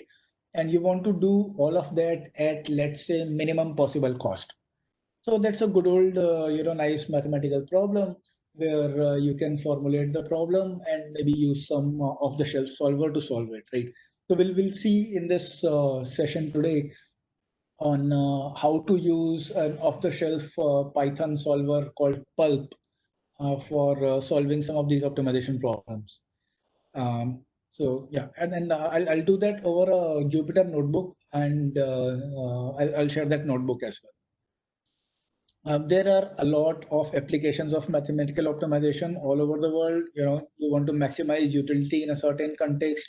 You want to minimize cost of something. You want to minimize error, which is sort of your typical machine learning kind of setting. You want to do optimal capacity planning. For example, the workforce analytics project that I was talking about, where you have to, plan for call centers and contact centers. Recently, one of my friends was also talking about this problem of sending mined stuff from mines to refineries and all, right? So you have to solve some sort of network optimization problem to do that. So that sort of falls in the cheapest path planning category. You could want to optimize a portfolio, with respect to maximizing your returns or minimizing your risk, or doing some sort of trade-off between risk and return. We were talking about that compensation planning problem a while ago, right? When we were talking about AI in HR. So, you want to sort of do an optimal allocation of whatever your funds are to give bonuses to people, so that you retain the most important people, right? So that's another optimization problem. Yeah. So there are a lot of different optimization problems that are applied in various contexts. Okay, going on ahead. So let's just give an example of optimization problem. And this is an example that I believe almost all of you would have seen in your class 12th calculus problems, right? I think this used to be one of the standard problems that helped learning calculus and optimization at a very basic level. So let's say the problem is that you have a cardboard sheet. It has a size 10 inches by 8 inches. Now you want to make an open box with maximum possible capacity or volume, right? So how do you go about doing that? So, from a flat sheet, you want to make an open box. So what you would do is you would cut out these squares from each of the corner, right? And then just fold it up, right? So cut out these squares and fold it up from all the four sides, and just whatever, glue these corners or staple them or tape them, whatever your favorite way of putting things together is, and you get a cuboidal box which is open box, right? So now the question is how large these squares should be so that you get a box of maximum possible volume. So now, this is a fairly simple problem to formulate, because let's say this side is 10. I have not labeled this one because it's given 10 by 8. So the other one is 8. Let's say the side of the square that you cut out from here is X inches. So now when you cut out X inches from here and fold it up, what are the dimensions of the box that you get, right? So what are the dimensions? There is one variable to decide here, right? These are typically referred to as decision variables in optimization literature, and decision variables are the variables on which you have to decide. So you have to decide how much the X should be, right? So now if you cut it out and fold it up, then you have removed X from here and X from here. So this remaining length is 10 minus 2X. All right. Similarly, if you look at this side, cut out X from here, remaining length is 8 minus 2X. And then of course the depth of the box is, since you are folding this thing up, the depth of the box is simply X, right? So the volume of the box is length into width into height, good old volume formula, is 10 minus 2X into 8 minus 2X into X. Now you want to maximize this expression. So you want to find the value of X, which makes this expression as large as possible. But now the interesting thing to note here is that X is not a free variable, right? There are certain restrictions on the values that X can take, because firstly, you are cutting something out, so it has to be non-negative. So X has to be greater than or equal to 0, right? Then, you can't cut out more than whatever is available. So if you look at this side, because this is 10, you can't really cut out more than 5, right? Or basically 2X has to be less than or equal to 10. But then there is the other side as well, where this dimension is 8. So by going by the same logic, 2X also has to be less than or equal to 8. So if you look at these two constraints, they're like saying x less than equal to 5 and x less than equal to 4. Of course, since you have both x less than equal to 5 and x less than equal to 4, obviously x less than equal to 5 sort of becomes a redundant constraint. And you only have one constraint, that x has to be between 0 and 4, right? Positive, non-negative, greater than equal to 0, and less than equal to 4. So you have to find a value of x which is between 0 and 4, which maximizes this volume. Now, okay, I'll give you guys some time. Why don't some of you try and solve this problem and tell me what value of x is the optimal value? So you know how to solve this problem, right? The first step is you would differentiate this expression with respect to x, right? Now this is a cubic expression. When you differentiate it with respect to x, you are going to get a quadratic equation. That quadratic equation will give you two answers, right? So now, can somebody quickly solve that quadratic equation and sort of just type those two answers here in the chat? I'm waiting.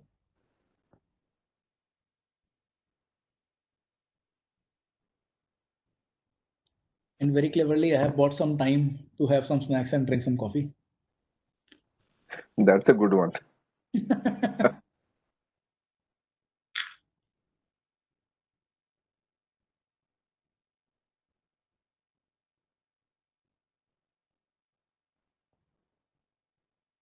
Why should we differentiate? Okay, so see, this is, you want to maximize this particular objective, right? So when you have to maximize a function, what's the standard process for doing that? So typically maxima or minima of a function is at a point where their slope is flat, right? Where the derivative is flat. So to find the derivative, you have to differentiate and then equate the derivative equal to 0, right? So that will give you the point where this function is at its maximum. Let me just show you, in fact, right? Okay, escape. All right. So let's look at this, right? So what I have done here is I've just tried to plot this function using Python. Just made a very silly, simple plot. So, and a lot of you were asking questions on how to learn data science and AI and all. So I think there are a lot of resources. You can just Google for machine learning tutorials, and there are a lot of very good resources. There are tutorials on Kaggle. There are tutorials on actually Python website itself. There are tutorials on towards data science, analytics, Vidya. There are a bunch of different websites that give very nice tutorials working up from the basics. There is also a very nice course on Coursera by Andrew Ng. It's a 10-week course. Each week has, it talks about certain topics. And the good thing about that course is, well, it all the assignments are in Octave. Octave is sort of poor man's and free MATLAB, right? So MATLAB is paid and expensive. Octave is free. Of course, I mean, it's not as optimized as MATLAB, but the syntax and everything is absolutely similar. So that's the good thing about that course. Although I would have loved if it was in Python, because really Python is the language of preference for data scientists all over the world. Although I think it's going to change to Scala and Julia pretty soon. But right now Python is the thing. So you can look at tutorials of data science with Python. And downloading and installing Python is very simple. Now you can actually download this thing called Anaconda. Now I know the name is funny, but like Anaconda is sort of a bigger Python, right? So with Anaconda, you get all these different options. You get Jupyter Lab, Jupyter Notebook, Spider. Spider is sort of your typical, programming interface kind of thing, where you can write a code and execute it here. Jupyter notebooks are more useful when you want to make something interactive. So like you can I can save this notebook as an HTML and share with folks. Okay, we got an answer from Ravi Kiran. Yes, 1.47. That's correct. And actually, when you differentiated the thing, and oh, okay, I see. So Dipto is just has just messaged me that Andrew Ng's course is being remade in Python. That's great. That's great. Yeah, I think that then I think, and you can do the course for free if you don't want the certificate, but a very good resource to start learning. And the best part of the assignments is that, you don't have to write all the code. You only have to write the relevant code for you. But there is a lot of code given, around your code, which helps you work. And by just by reading that code, you can learn a lot of good programming practices. So yeah, if you want to learn machine learning with Python, go ahead, take that course, and I think that would do a world of good to you. I see. Ravi Kiran is also telling that currently Coursera is offering free courses till September 30th if the college university registers for it. So, okay. So I think it's time to start bugging your college if they don't have it already. In the previous talk I was mentioning, right, my nephew who's in Triple IT Delhi. So there they have this, they have registered with Coursera and he gets to do a lot of courses for free. So I think it's criminal of college administration these days if they don't do this. Like it's such a nice resource to learn anything, right? Not just machine learning, even other things like you want to learn optimization, you want to learn algebra or whatever, right? You can learn everything there. So very, very good resources. So please, do ask your college administration to register for it and start using it. I mean, I also used that to learn machine learning initially. Okay, yeah, the answer to this particular question is 1.4725, which is correct. In fact, yeah, what I'm saying is when you differentiate that cubic expression, this one, it actually becomes a quadratic expression and you will get two answers. But one of the answers is actually more than four. But since we are constrained to be between 0 and 4, 1.4725 is the answer. And I've just sort of made the plot of this graph, this function, between 0 and 4 here, right? And so I'll just go over, you don't have to follow the steps along. I know because it's not possible to do it over a WebEx meeting. So I'll share this Python notebook as well. No problems with that. So there is, the way Python works is you have to import the libraries that you want to import, and you can give a short name to whatever you are using. So basically for any programming language, right, you have to import libraries to write certain programs. So in this case, I'm using this library called matplotlib, which has this functionality called pyplot, which is used to make plots. And I'm just giving it a short name PLT so that I can write the name easily in my program. And what Yeah. And then what I'm doing here is I want to sort of make this plot of X versus Y, right? So Y is this expression. This is the same expression that I had on the slide, right? Where is that? Yeah. So this 10 minus 2x, 8 minus 2x into x, this is the expression here. And I'm using, and then x, I'm defining x as this funny array. So this is some Python notation.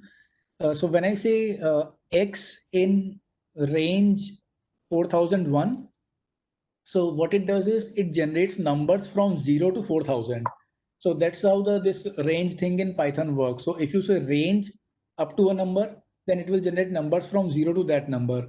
If you say range 2 to 10, then it will generate numbers from 2 to 9. So it basically generates, if no lower limit is given, lower limit is assumed to be 0.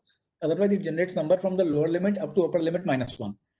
So what I did was I generated 4,000 numbers and divided them all by 1,000.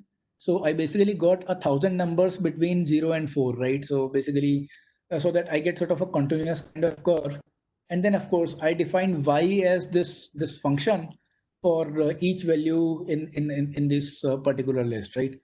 And then I made a plot of x and y, and you see that this is what the plot looks like, right? So what it means is that if you cut out a square of side zero point 0.5 and fold it up and make a box, the box volume will be something like 30 cubic inches. If you cut it out for, let's say, 1 inch, you will get a volume of like whatever this is, I don't know, 47 or something, right? And this is what the graph looks like. And you guys have been probably noticing on the chat that 1.4725 is the answer, right? So if you look at this peak of the graph, right? So the peak is just under 1.5, which I believe should be 1.4725. And there the volume is maximized, which is just above 50. So now, if you look at this graph, right, it also explains why you need to take the derivative and equate it to zero, right? Because if you look that what is the derivative of a curve? Derivative is basically just slope of the curve at any given point, right? So if you take this point, make a tangent here, and look at the slope of that tangent, right? It's some positive number. You take a point here, make a tangent here, look at its slope, it's some negative number. But at the point of max or even min, what happens is if you look at the slope of the tangent there, it's zero. So you take the derivative equal to zero, you get the point. In fact, if you make this graph even for numbers that are beyond 4, right? So I made this graph for up to 8, and now you see the graph is squished a bit because it's actually a cubic expression, right? So like it comes up here, goes down, and then blows up like anything, right? So it looks like this highest point has gone down from here, but if you notice the y-axis, the scaling has changed, right? So here on the y-axis, the maximum was 50. Here it's going up to 400 because at 8 the value is very high. And if we were to go beyond 4, then we would get another point here, 4 point something, where the derivative would be 0. But this is not a point of maxima. This is a point of minima, right? This is a point of minima, and basically beyond that it starts going up, right? But thankfully, in our problem, the constraint was that we had to stay between 0 and 4. So basically, what we got was basically point of maxima by differentiating the function and putting it to 0. So now, if you differentiate the function and equate it to 0, you can get a maxima or minima, and sometimes even something called a saddle point. So there are ways of figuring out, whether it's a point of maxima or minima. I mean, there are a bunch of different tests, right? I mean, this is just really revising the basics of optimization. So maximization and minimization. So, if you look at this point of maxima, right? So if you look at just before the point of maxima and look at any tangent here, right? What's the slope of tangents before the point of maxima? Is it positive or is it negative? Write that out in the chat. So before the point of maxima, does the slope of the tangent look like positive or negative? Positive, exactly. And then after the point of maxima, the slope becomes negative, right? And if you look at the point of minima, it's the other way around. So before minima, the slope is negative, and after minima, the slope is positive. So that's one simple way to figure out whether your point is a point of minima or a point of maxima. So if the slope changes direction from positive to negative before the point and after the point, it's a point of maxima. If it changes direction from negative to positive before to after, then it's a point of maxima. Sorry, minima. And then the other way to look at it is doing the second derivative test. I'm not going into a lot of details, but if you think about this, right? So the derivative or the slope is changing from positive to negative here, right? So that means the slope was larger here and it is getting smaller here. So the slope is getting from large to small. That means the slope of the slope is negative or the second derivative is negative. So at the point of maxima, the second derivative is negative. And similarly, you can figure out that at the point of minima, the second derivative would be positive. And you could also check that if you differentiate the function again and put that value of 1.4752, you will see that the derivative would be the second derivative would be negative at that point. So that's a point of maxima.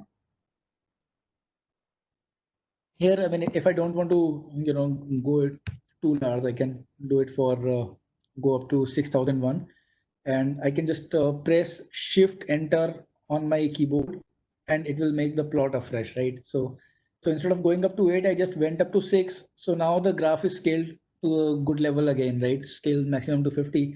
And now you can clearly see like this is a minima, slope is negative before here, positive after that, and positive here, negative after that, right? So that's sort of your basic typical optimization problem setup. So you either have a maxima or minima inside your domain, which is 0 to 4, and if it's not inside, then it's at one of the boundaries, right? If for whatever reason the problem was to minimize the function, then it gets minimized at the boundaries.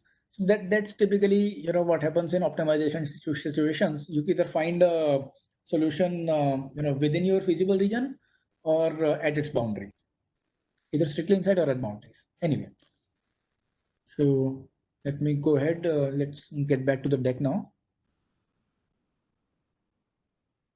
So now, typically when you are formulating an optimization problem, you got to have an objective and some constraints. So you have to figure out what kind of features or variables you want to consider in that problem. Sometimes the problems are not very simple to formulate, and you might have to use certain tricks. So, for example, if your objective function has absolute values somewhere, then the function it becomes non-differentiable, right? Absolute value function is non-differentiable because it's got a corner at wherever the thing flips from negative to positive. So you can use certain tricks there, right? Sometimes you want to enforce logical constraints. There you can use tricks with the binary variables. We won't get into that. That's really not relevant from the perspective of today's discussion. But you can look it up. I mean, it's a very interesting and nice thing to learn and do. I mean, we did a lot of that in our optimization problems. You can see and look it up. And then once you have formulated the problem, you have to see if the problem falls in a pre-existing easy to solve category. There are a bunch of different categories for which you can just use off-the-shelf optimizers to solve the problems. But there are a lot of problems that do not fall into any easy category, and there you have to look at the problem features. You have to analyze the problem structure and come up with your own heuristics or optimal way of solving the problem. Sometimes there might not be any feasible solution to the problem. Then your problem is infeasible. That's fine. That can happen. If optimal solutions exist, there could be multiple optimal solutions. There could be local and global optimal solutions. Like if you want to minimize a function, your function can really be like a wiggly function like this with like multiple local minima and perhaps some global minima. Now, how do you characterize the solutions? Typically, the way to characterize the solution is through this first derivative or second derivative. And then what happens to your solution if any of your parameters change, right? So in this particular problem, what if this 10 changes to 12? How will that change my x value, right? So that is sort of sensitivity analysis aspect of optimization problems. And of course, finally, how are you going to solve the problem? So these are typically the aspects that you look at whenever you look at any optimization problem. So now these optimization problems in their mathematical forms are referred to as mathematical program. And writing the mathematical form of an optimization problem is referred to as mathematical programming. And this nomenclature of mathematical programming actually is, it came before computer programming did. And computer programming name actually came up because people tried to solve mathematical optimization problems on computers. But now programming is, mostly used in the context of computer programming. And then, yeah. So, but in the context of mathematical programming, this word programming it still is there, especially when you talk about some specific kind of problems like linear programs, quadratic programs, convex programs, mixed integer linear programs, and all. So there, the programming word apart from computer programming is also used, and okay. And yeah, and so this basically what we have here is your typical form of a mathematical program, right? Where you have some variables x, right? X is typically a vector, and then you have some objective which is basically a function of x, and such you have to minimize or maximize that objective. The canonical form, we assume it's always to minimize something. If the problem is to maximize something, you can just say minimize negative of that, right? And it's basically the same thing. So you have to minimize something subject to certain constraints such that x is in some feasible set, right? So so that's your generic format of a mathematical program. And then going on ahead, so there are different kind of mathematical programs that we just talked about, right? There are linear programs, where objective is a linear combination of variables and all the constraints are also linear inequalities. So I already gave one example of a linear program, right? The diet problem, where you are given the nutritional contents of various foods. You are given their prices. You have your dietary requirement, like you want this many calories, this much vitamins, this much protein.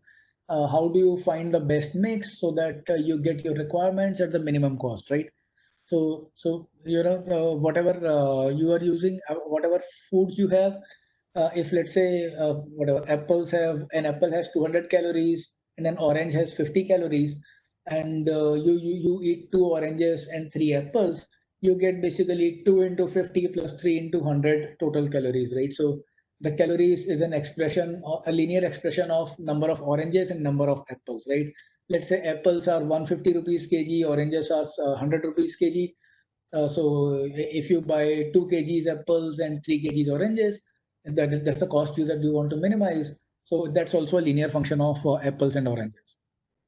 Then there is a very specific, interesting version of these. A higher version of these problems called mixed integer linear program, where again the objectives and constraints are still linear, but some variables are forced to be either integers or binary.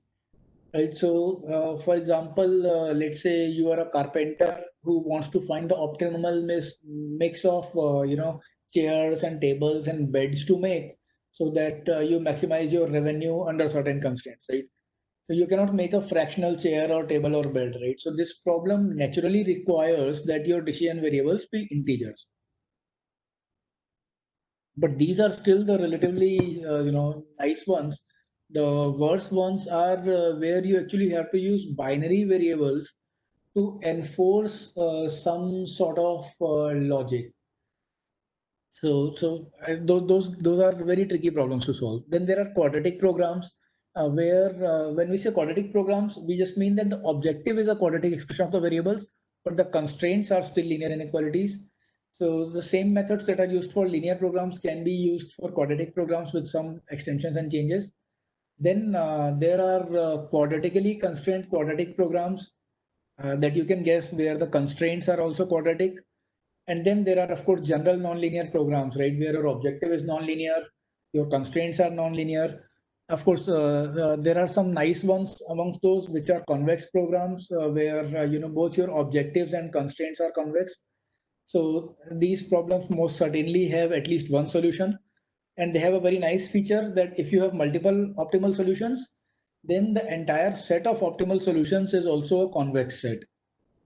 So okay, okay. So a convex set is basically a set which sort of in so that which has this nice property that if you take 2 points within a convex set, then basically the entire line segment connecting those 2 points also lies inside the set, and non-convex sets don't have that property. So if you have anything else, it's basically bad news because they are very difficult to solve. So just to maybe, okay, I should perhaps have included an example here. Just to give you an example of a convex set, right? So I'll just draw something here.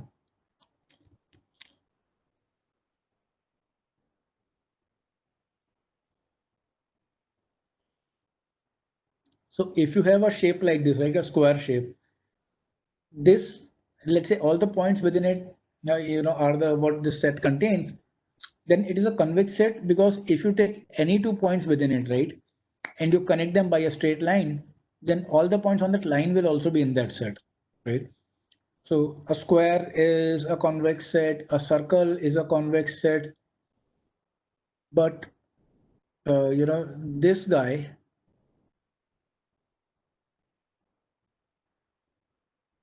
is not a convex set, because if you take a point here, you take a point here, you connect those two, a large part of that line segment will be outside the set. So yeah, Nike's symbol is not a convex set. That was not the intention, but it turned out to be that way. Okay, so anyway, going back to the presentation. Yeah.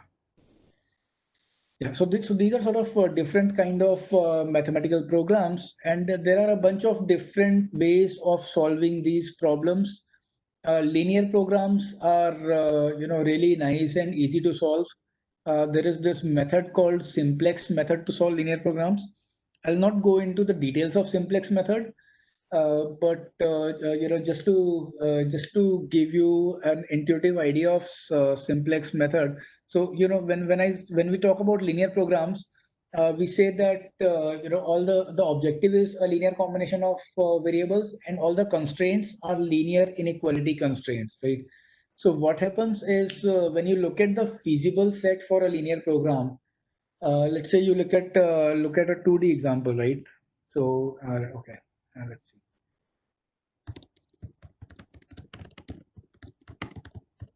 I should have put a picture in there, sorry, but these pictures are very easy to find. Here we go. So we can just look at anything on Google, right? Google gives us all the answers. So let's say there is a linear program for which the constraint set is like this, right? So everything has to be less than equal to this line, less than equal to this line, and in the positive quadrant. Then this is your feasible region, and you see it's a nice polyhedron, right? And these problems have a very nice feature that your optimal solution is always at one of the corners. So what simplex method essentially does, it starts with one corner. Let's say it starts with this corner, then sees, okay, from here, I can jump to this corner or just this corner, they are adjacent to me. So it will see jumping in which direction gives maximum benefit. It will jump in that direction. Then once it comes here, it will see, okay, I can jump here, I can jump here. I just came from here, so obviously I'm not going to jump back there. So let's jump here and see if I get the best, if I get a good value here. Then from here, I see if jumping here or jumping here gives me a benefit. If it doesn't, then I found the optimal point. That's how the simplex method essentially works. And it's a very nice, cute, intuitive method. I won't go into details. If you want to learn about it, you can Google up simplex methods, as even you can actually even implement it pretty easily on your local machine. It essentially just uses some matrix manipulation using Gaussian elimination and all. Okay, I'm going too much into simplex method. Since I'm from optimization background and oops, is my screen not visible? No, it's visible. Okay, someone just pinged it's not visible.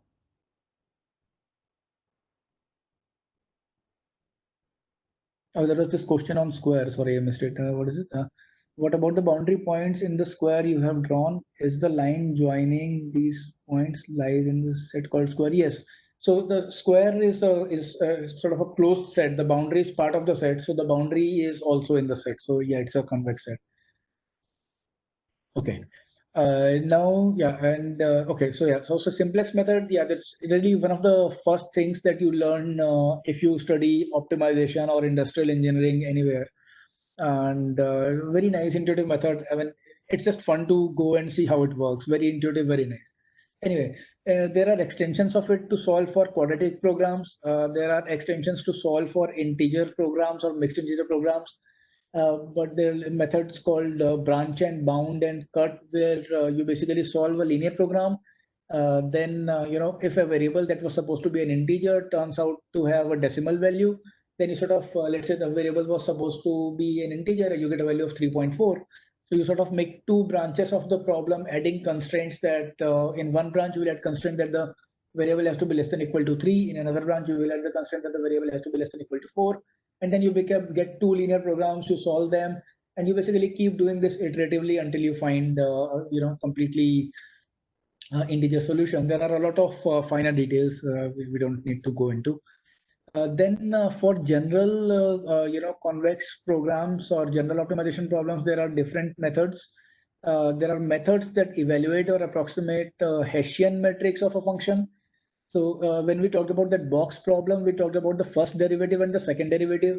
Now, it's a problem in one dimension, so we can just talk about first derivative and second derivative.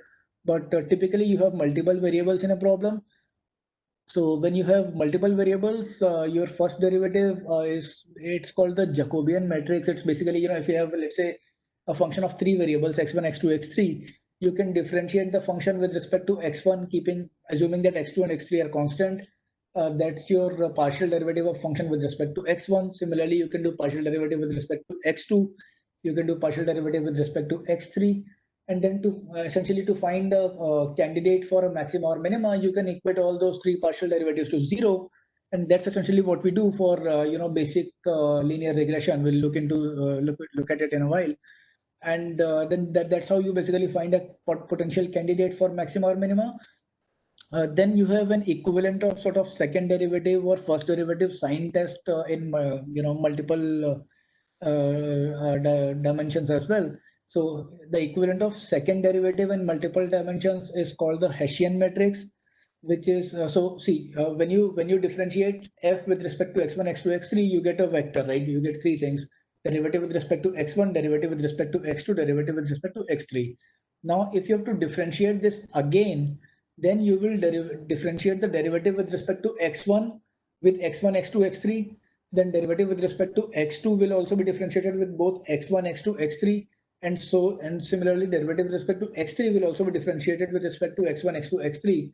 So now, whereas the first derivative sort of had 3 terms, the second derivative has 9 terms, and it sort of becomes a 3 by 3 matrix, right? Where basically the first row is the first row is derivative with respect to x1 taken twice, then derivative with respect to x1. On top of that, derivative with respect to x2 is taken, then derivative with respect to x1. On top of that, derivative with respect to x3 is taken. So that matrix is called the Hessian matrix.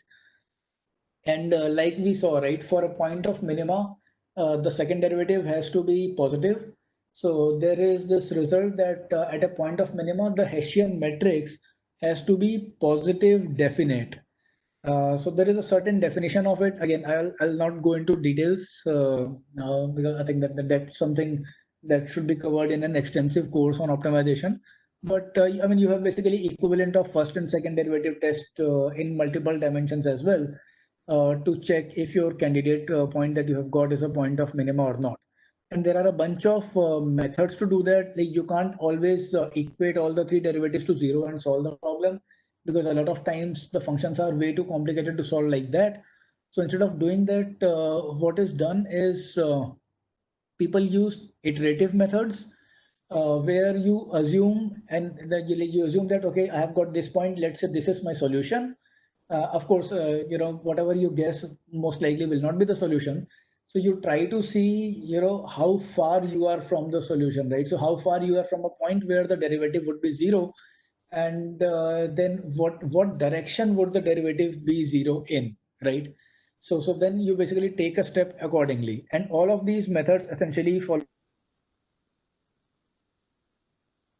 Make that a bit concrete, right? If I go back to my graph, right, this one.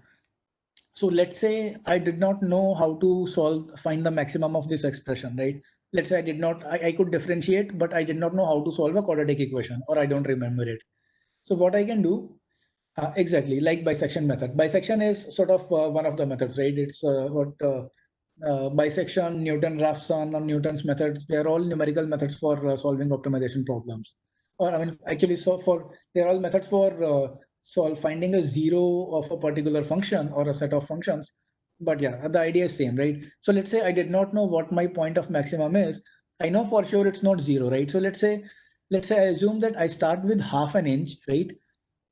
So if I want to cut a square of half an inch, I'll get a volume of about 30 cubic inches. And now at this point, I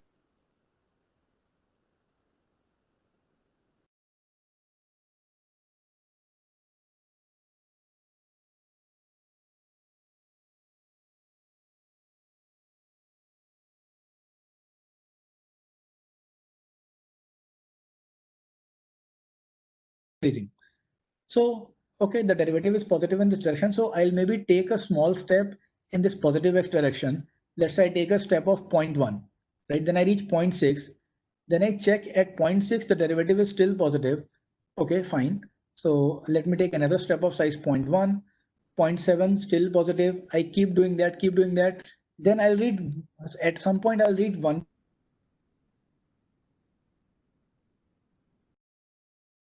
Take a step of size 0.1, then I reach 1.5 where the derivative becomes negative. So I know that between 1.4 and 1.5, my derivative is changing sign from positive to negative. And this is a continuous function, continuously differentiable function. So that means somewhere between 1.4 and 1.5, the derivative is becoming zero, right? So then I can narrow down my search into that interval, and maybe now I can just do a simple bisection, right? Like someone suggested on the chat. So I'll go for 1.45. I'll see at 1.45 the derivative is still positive. At 1.5 it was negative. That means my solution is between 1.45 and 1.5. Then I'll do another bisection, I'll keep doing that. I mean, of course, technically I can keep doing that till infinity, right? So this reminds me of this very bad joke, right? So there was a mathematician, and someone told him, okay, there is a beautiful person across you in the room, and if you can reach the person, then the person will go on a date with you. Will you be able to do that if you are covering, half the distance between you and the person repeatedly? So the mathematician says no, because technically, no matter how close I get to the person, there will always be half of the distance to be covered, right? So, so that's the kind of thing here. You can keep going ad infinitum, but eventually, once you get the derivative within a certain tolerance of zero, you will stop, right? So that's essentially the basic idea for all these iterative methods for finding the solution of for finding the optimal solution of an optimization problem.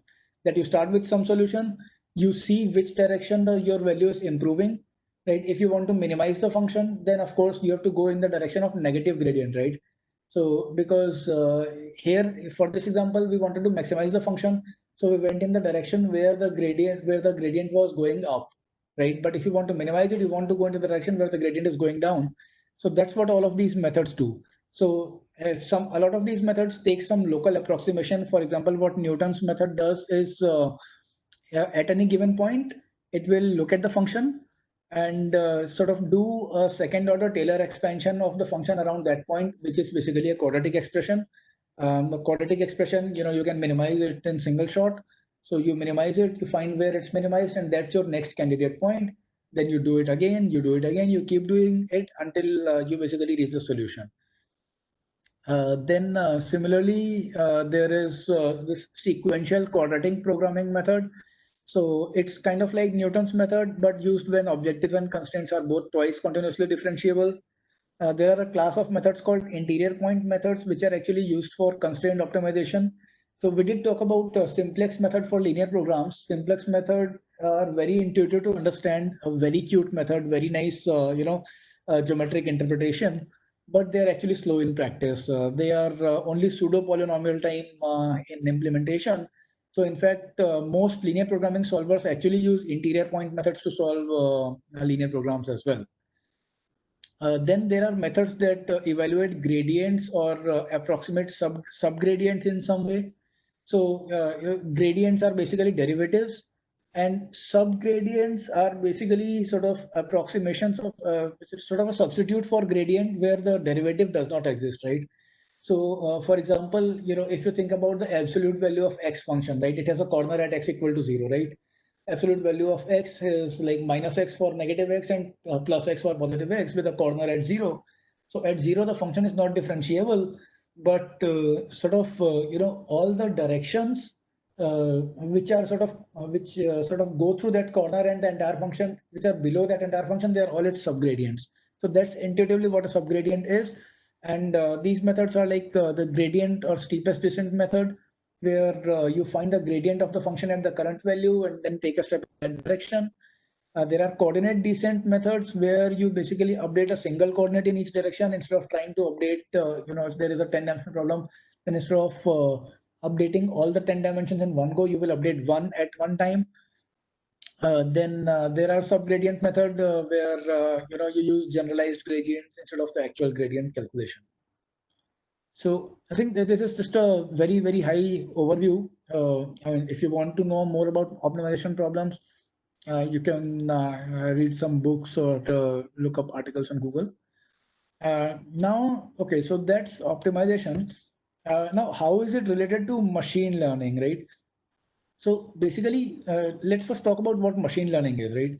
So a machine learning program is basically a computer algorithm which has the ability to automatically learn and improve from experience without being explicitly programmed, right? So it's sort of a meta program which learns something about the data that you give it to it. And pretty much all the machine learning algorithms have mathematical model based on sample data, and some sort of optimization has to be done on that mathematical model, which is used more often than not using gradient descent methods. By the way, yeah, one important thing here is that mathematical programs are typically used in prescriptive settings. So prescriptive settings is where someone is asking you for something and you sort of give them a prescription. You say that, okay, you know what, if you want to find the best dimensions of the box, use x equal to 1.472, right? Or if you want the optimal mix at the cheapest cost, you buy 2 kgs apples, 3 kgs oranges, and whatever, 1 kg spinach and all of that, right? So you are prescribing a solution, whereas machine learning applications can be either descriptive or predictive or prescriptive. Descriptive would be like clustering examples, clustering applications, where let's say you are a bank or you are a telecom operator and you want to put your customers in three categories, let's say good, bad, and there are predictive machine learning problems. For example, you want to use regression or some model to predict housing price in, let's say, Gurgaon sector 43. And there could also be prescriptive models where you want to figure out whether someone should get a loan or not, whether a candidate should be considered for a job application or not. All those are basically prescriptive models.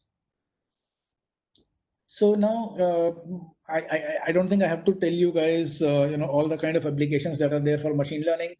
And there are applications in speech recognition, natural language processing, computer vision. So when you pick up your phone and say, okay, Google, and it unlocks, right? It's a speech recognition problem and natural language processing problem at the same time, right?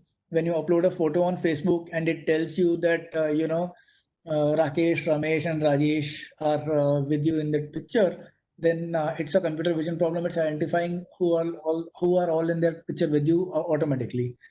Medical this is one example. So if you look at this particular Kaggle contest, it's open these days, and I'm thinking of participating in it. So they have given some X-rays of people's lungs, and you have to figure out based on the X-ray whether they have this thing called pulmonary fibrosis or not, or up to what stage has it progressed, right?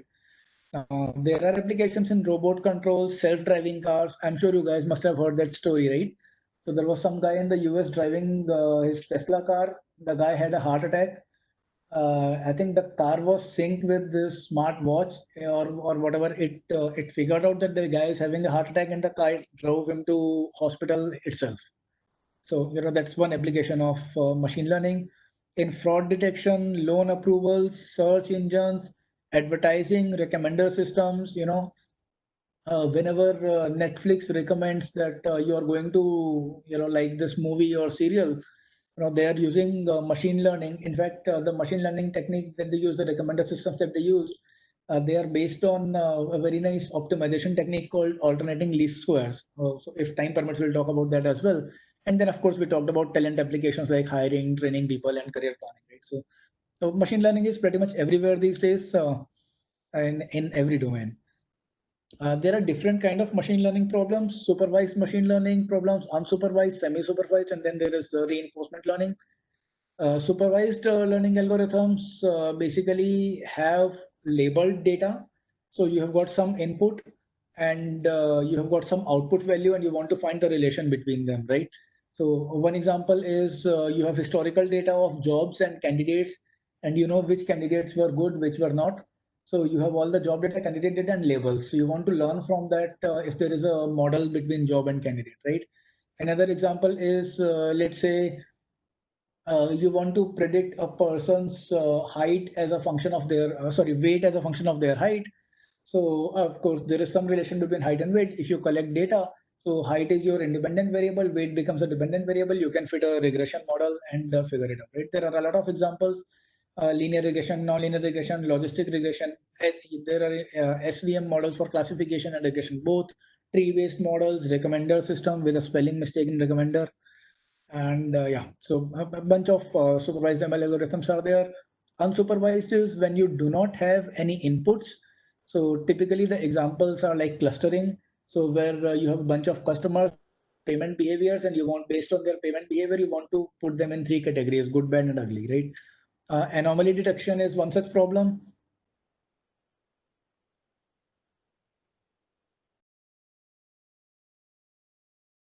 For call centers and contact centers. So there is always a base trend, but there are sometimes there could be events like a new product launch or a holiday, which can see a spike or upward or downward spike in the demand, right? So that sort of is anomaly detection. I mean, nobody tells us that this is a spike. We have to identify it ourselves, right?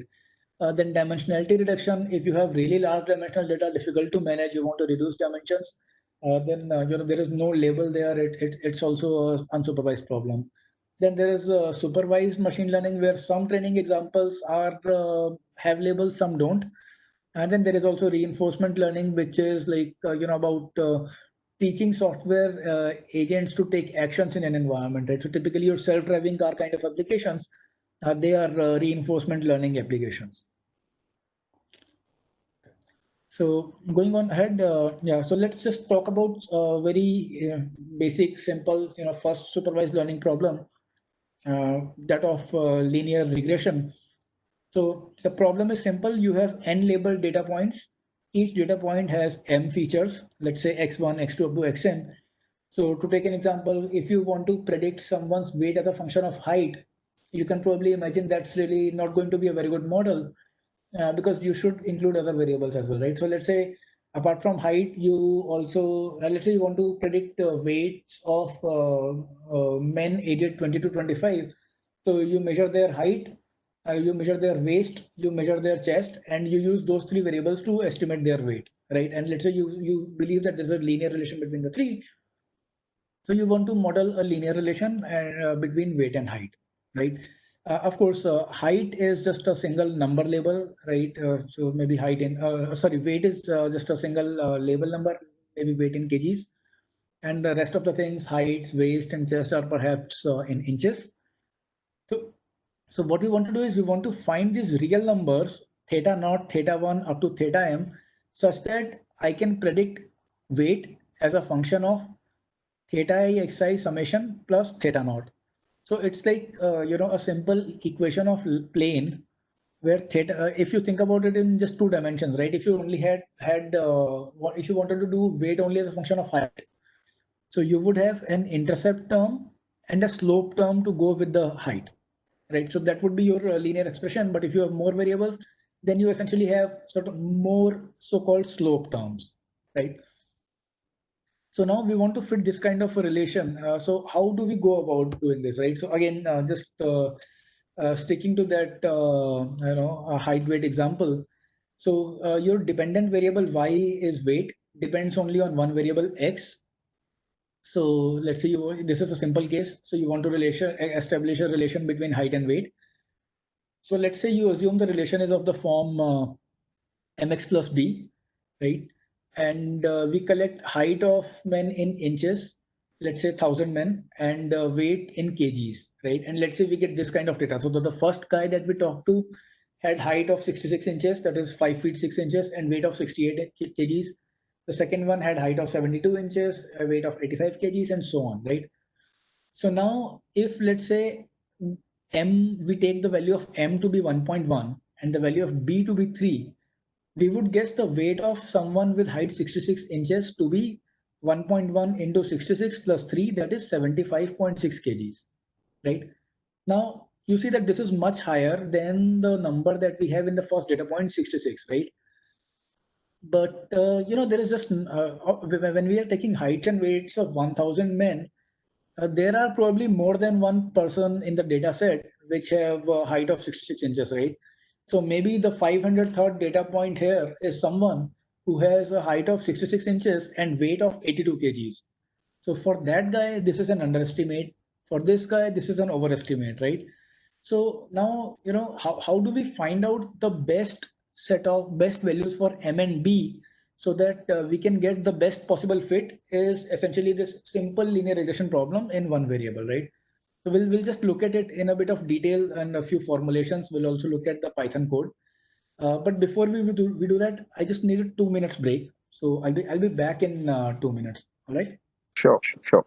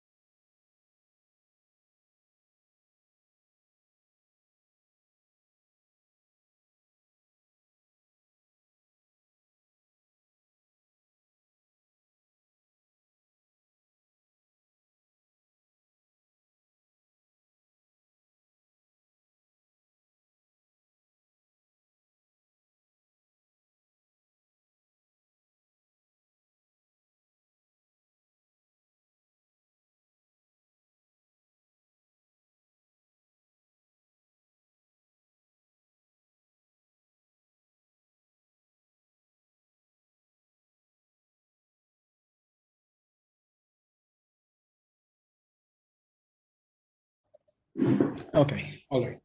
Yeah. So now going on ahead, yeah. So like we said, the model predicts some weight. Let's say we call the prediction as y hat, just to distinguish it from the actual measurements y.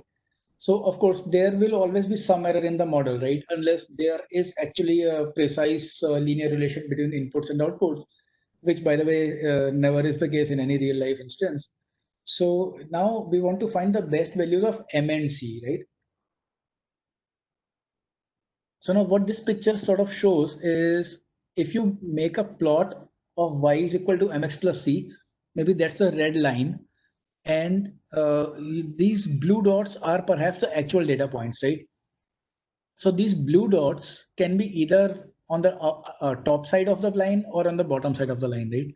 So what this blue dot means that, this particular value, this particular observation had a y value, which was higher than the y value predicted by the line. So here we are actually, for this particular point, we are underestimating our y value. So the error for this point would be negative, right? Because, well, depending upon how you look at it, right? Whether you look at it y hat minus y or y minus y, the signs would flip.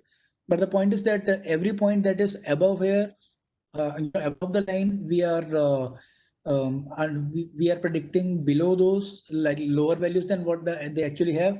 And for these one, we are predicting higher values for what the values actually are. So the error could be, of course, both positive and negative, and pretty much in any real setting, they are both ways. So now we want to find M and C so that the aggregate error is minimized. So now what kind of mathematical formulation can we write for this problem, right? So that's the problem. So if we can create a right mathematical formulation, then we can solve it too. So let's look at the formulation. So the prediction error on an individual data point I is, if you don't want to look at the sign, you can take the absolute value of the prediction error. So it is basically absolute value of y hat minus yi, or you can flip the order, doesn't really matter, taking the absolute value. So which is basically mxi plus b minus yi absolute value, right? Now, what we want to do is we want to minimize the overall errors observed across all the data points. So I want to minimize this absolute value of this function summed over all I. Of course, this is not your standard linear regression formulation. We'll get to that, but this is definitely a valid one. So now, because there are absolute values in here, this function becomes non-differentiable, right? So now what can we do to make it better? Well, so we can actually translate this problem into a linear program by using a standard trick from linear programming literature. So in linear programming literature, whenever you have absolute value of some linear expression in an objective, you can actually add more constraints to the problem and turn it into a nice old linear program, right? So there are no constraints here, but we are going to add some constraints, and then this objective will become a linear term instead of being an absolute value term. And how do we go about doing that? So we define these variables, right? So we define these variables ZIs, which are proxies for the absolute values of mxi plus b minus yi. So in other words, we want zi to be equal to this absolute value, right? And now if you recall the definition of absolute value function, what is the absolute value of any number? It is the maximum of that number or n negative of it, right? Absolute value of 5 is maximum of 5 or minus 5. Absolute value of minus 5 is maximum of minus 5 or minus of minus 5, which is actually 5, right? So we want z to be the maximum of this expression or its negative value, and we want to minimize the sum of all the zi's, right? So now this expression expression of summation zi doesn't have any absolute value in it, so it's a nice linear differentiable function, right? So now what I can do is I can add these constraints. I can say zi is greater than equal to this expression mxi plus b minus yi, and I can also add a constraint zi is greater than equal to negative of that. Now what does it do, right? So if I say zi is greater than equal to something and zi is greater than equal to negative of the same thing, what I'm essentially saying is that zi is greater than equal to the absolute value of that expression, right? So if I say zi is greater than equal to minus 5 and zi is greater than equal to minus of minus 5, I'm essentially saying that zi is greater than equal to absolute value of minus 5. So this is saying that zi is greater than equal to absolute value of this expression, but we want zi to be exactly equal to this absolute value, right? We don't want zi to be greater than this. Now what happens is, because we can use any standard optimization technique, right? So what these optimization techniques will do is, because the objective is to minimize this expression and each zi has to be at least this much, so the solver will never take a value for zi which is actually more than the absolute value, because if let's say the absolute value is 5, the solver will not take the value of 7, because there is a value of 5 available which gives it a minimum lower value. So this is sort of a standard trick that is used in linear programming literature to get rid of absolute values. So you basically, model it like, you say you define a variable z, you say z is greater than equal to positive of whatever your absolute value expression is, then negative of that, and you put some summation minimization zi terms in the objective. So this now becomes a nice linear program, and it can be solved as a linear program. So, okay, I actually have an implementation of this linear program in Python, but I don't think I have the time to go over it. But anyway, I'll share this notebook. I'll just briefly explain what I have done in the implementation here. So Python has this library called pulp, which can be used for solving linear programs. So I have used pulp. I have created this data set, just a fake data set, right? 1,000 entries. I created heights between 60 inches to 89 inches. So, very tall people, not so tall people. And then I basically sort of created weights based on this simple expression, right? So I created weight as just height plus 3 and added some random component to it, so that there is not a strict linear relation between the two. So then, then I defined this linear program. So this LP variable and all, they are all Python constructs for pulp library. So in this linear program, this is the objective, right?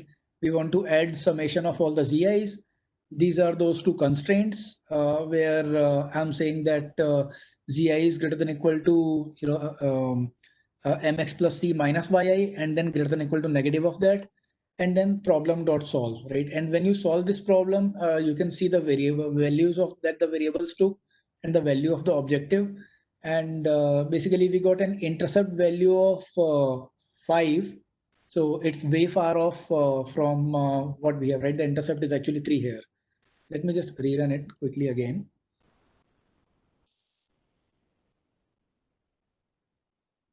Okay. I had not rerun it. Okay.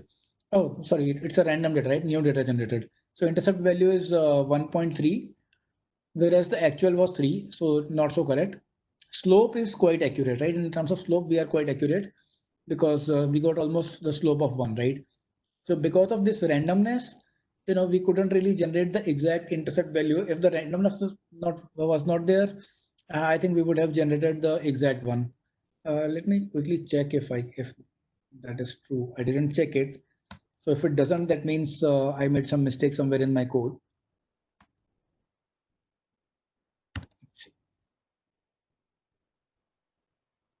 Yeah, you see now the slope is 3. Now the intercept is 3, slope is 1, and the objective, that is the sum of errors, is like minus 2.3, 10 to the power of minus 6, basically practically 0, right?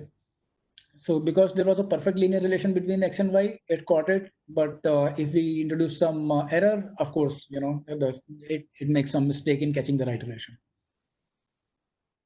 So, okay, so that's one way of doing this. Then, there are several different funky formulations that you can do here. This is one. Then, this is one thing that's done in linear programming often, that instead of, minimizing the sum of all errors, what if I want to minimize the maximum of all absolute errors, right? So I want to make sure that whatever point is farthest away from my line, it is as close as the farthest point can be.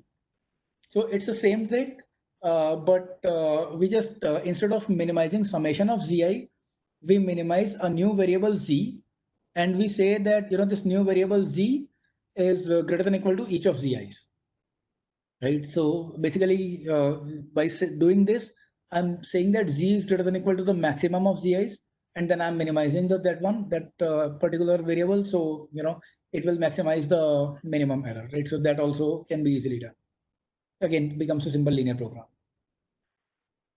Yeah, okay. So now that's how you can do this with the absolute value kind of functions. But actually, the standard linear regression formulation is neither of these two.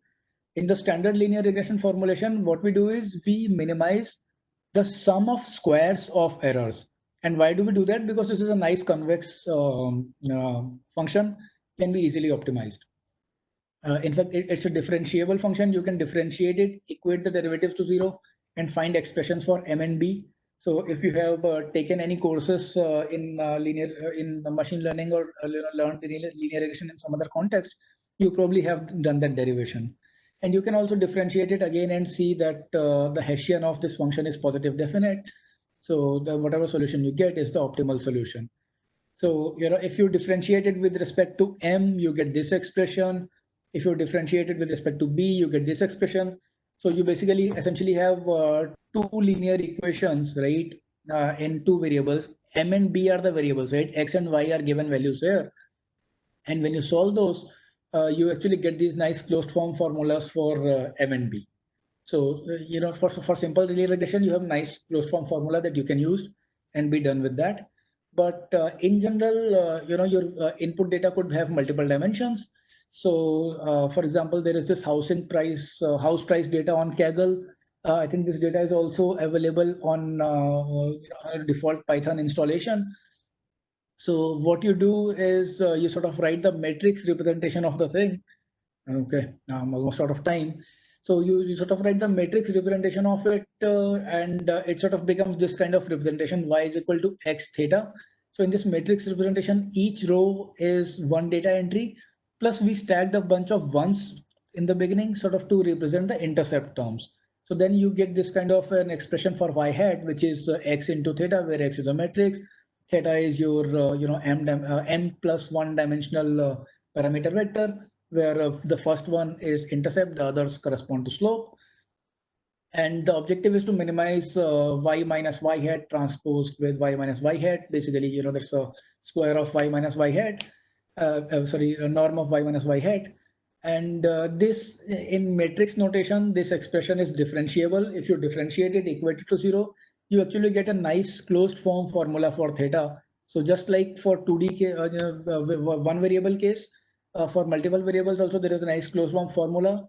But this closed form formula is very difficult to solve for any real practical problem, because of this X transpose X inverse here, right? So X transpose X is a big matrix consisting of all the data, and you have to invert it.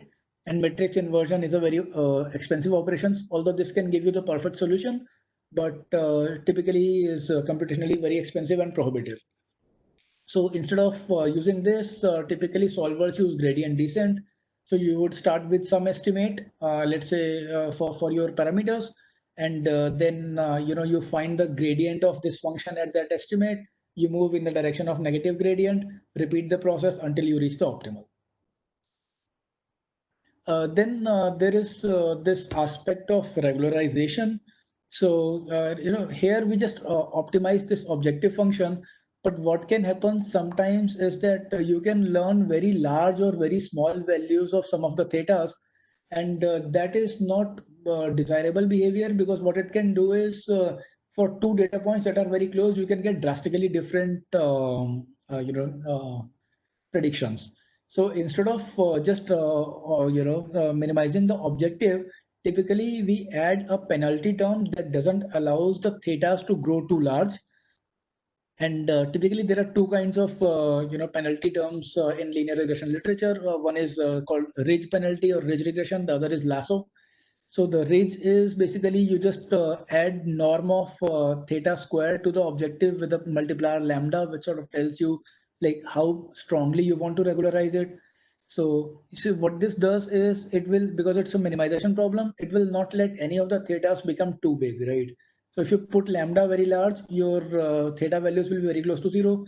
If you make lambda equal to zero, it just becomes a regular regression problem. Then lasso is the other way around. It basically takes the absolute values of all thetas, adds them up, and adds that to the objective function. So these two regularizations basically help you get better functions which are smoother than what you would get by just using the errors, square errors in your objective. Okay, yeah. For ridge regression, once again, there is a nice closed form formula, but expensive to evaluate, so nobody ever does that. For lasso regression, you could formulate this as a quadratic program. Again, you can use the absolute value trick to convert it into a quadratic program. If you want to do lasso regression with some with your objective as sum of absolute values of errors instead of squares of them, then actually the whole problem can be turned into a simple linear program. You could do that as well. Okay, I think we are out of time. That yeah, just to mention in brief, you can even problems like support vector machines and logistic regression essentially are some sort of optimization problems. I guess yeah, you guys can go over the deck. I don't think we have enough time to complete all of this.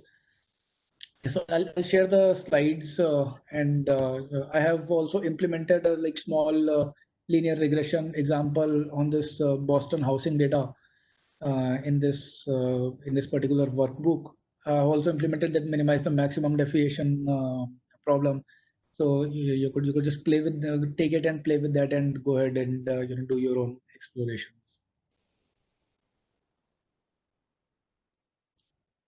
Yeah. Any questions or comments?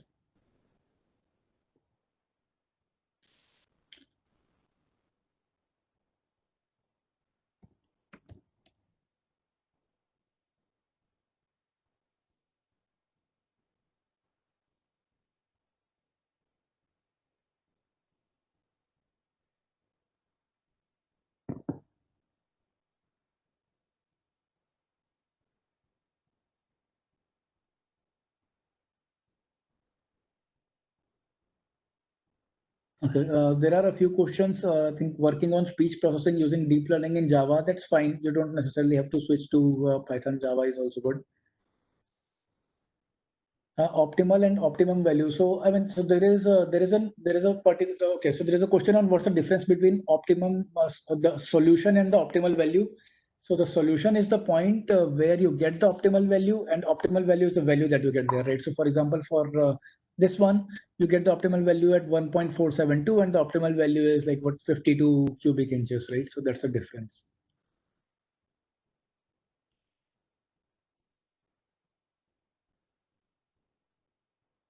There is a question on whether IBM will come for on-campus placements in University of Delhi.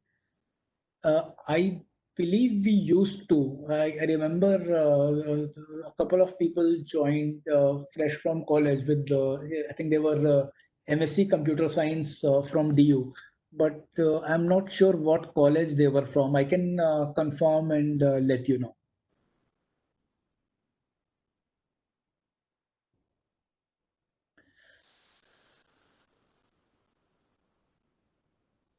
Someone is asking for examples on reinforcement learning and semi-supervised ML. So reinforcement learning, I think self-driving cars is definitely like one of the big examples in reinforcement learning. Then I believe there are these fruit picking games where agents have to go and pick fruits and they get some points based on that. Then I had attended this talk by someone. They had built this robotic system in Amazon warehouses, right? So in Amazon warehouses, at least in the US, there is a part of the floor warehouse where there are only robots, and they basically go pick things up and then leave them at the end for humans to process. And there are a bunch of robots that basically have to move from one block to another block, like they sort of move in a grid. And solving that problem optimally at all times is just infeasible. So they used a reinforcement learning based method to sort of figure out the best move for a robot, right? Whether it has to go straight on the next block or go right or left or whatever, and work with that.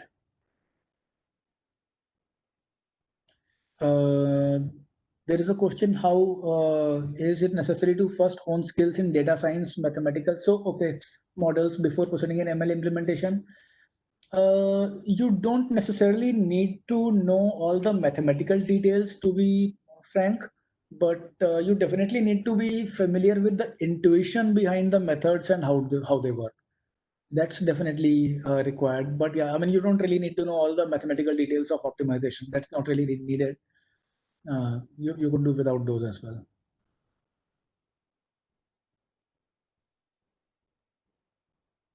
Okay. There is this question on optimization in 5G spectrum sensing, trying to use BAT optimization algorithm. I'm not sure actually. I'm not really from a signal processing background, so I mean I don't really know. I'll have to talk in more detail of what kind of problems are there in spectrum sensing to sort of make an informed comment on what kind of optimization problems can be applied there. Definitely possible to collaborate for machine learning. For signal processing, I don't know. I'll have to check if any team here is working on signal processing. For linear programming, integer programming, nonlinear programming. Okay. So there is this in general for convex programming or nonlinear programming, there is this book by Boyd considered as the Bible of convex programming, and that's a very good place to start. For linear and integer programming, I think there are a bunch of famous books. There is one by Taha, a very good book. If you are more interested in like after developing the basics of linear and integer programming, then going to network optimizations, then go for network optimization group by Ahuja, Magnanti, and Orlin. That's a very good book. Yes, and optimization is yeah. There is a question on whether optimization is important for reinforcement learning. Yes, I think reinforcement learning is typically implemented via MDPs, which sort of try to optimize the policy based on some discounted expected calculation on on your rewards. So yes, optimization gets used there as well. Sure, I'll share the names of books with Manoj, and I think he can share with the participants.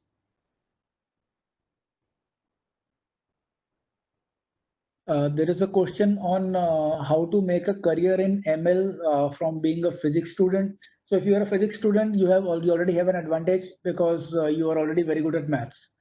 So I think the way to get started is just get started with these MOOCs. I think I absolutely love that Stanford course from Andrew Ng on machine learning, the 10-week course. It will give you a very good start. And then from there you can figure out what direction you want to go in. You can start with conventional machine learning courses. Then there are specializations on deep learning and NLP from deeplearning.ai on Coursera. Those could be your ways to go forward. And there are also projects there, I think, on both Udemy and Coursera that you can take. So those are the places where you can start learning machine ML.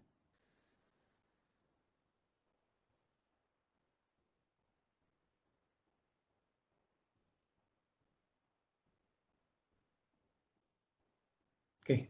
Any more questions? I think you have taken up all the questions. Okay. That's great. That's great. So uh, if there are no more questions, then I would like to thank Sudhanshu. That's great. So nearly after 3 hours. That's great. But let me share it. So it was a really wonderful session for 3 hours. Usually, what I've seen is that the number of attendees they usually get dip and get up, something like that. But what I've seen, it's consistently 330 plus all throughout 3 hours itself. So that shows how much efforts you have put in, and the attendees they must have been really benefited by the knowledge dissemination which has taken place in last 3 hours itself. So on behalf of organizers, NASI Delhi chapter, IEEE Electron Device Society Delhi chapter, and the MHRD, the Deen Upadhyaya College Delhi chapter, I would like to thank you, and I would like to thank all the attendees for sparing their valuable time for last 3.5 hours. Thank you very much. So we are closing the session. Any last concluding remarks from your side? Then I'll close the session. Thanks a lot inviting me, for inviting me here, Manoj. I think it would have been so much fun if we could do it in person, but due to this, Absolutely. then we could really have made it hands-on and a much more interactive session. But yeah, thanks to the audience as well. I think there is a constant barrage of questions from people Yes. with various aspects. So yeah, thanks for being such a nice audience.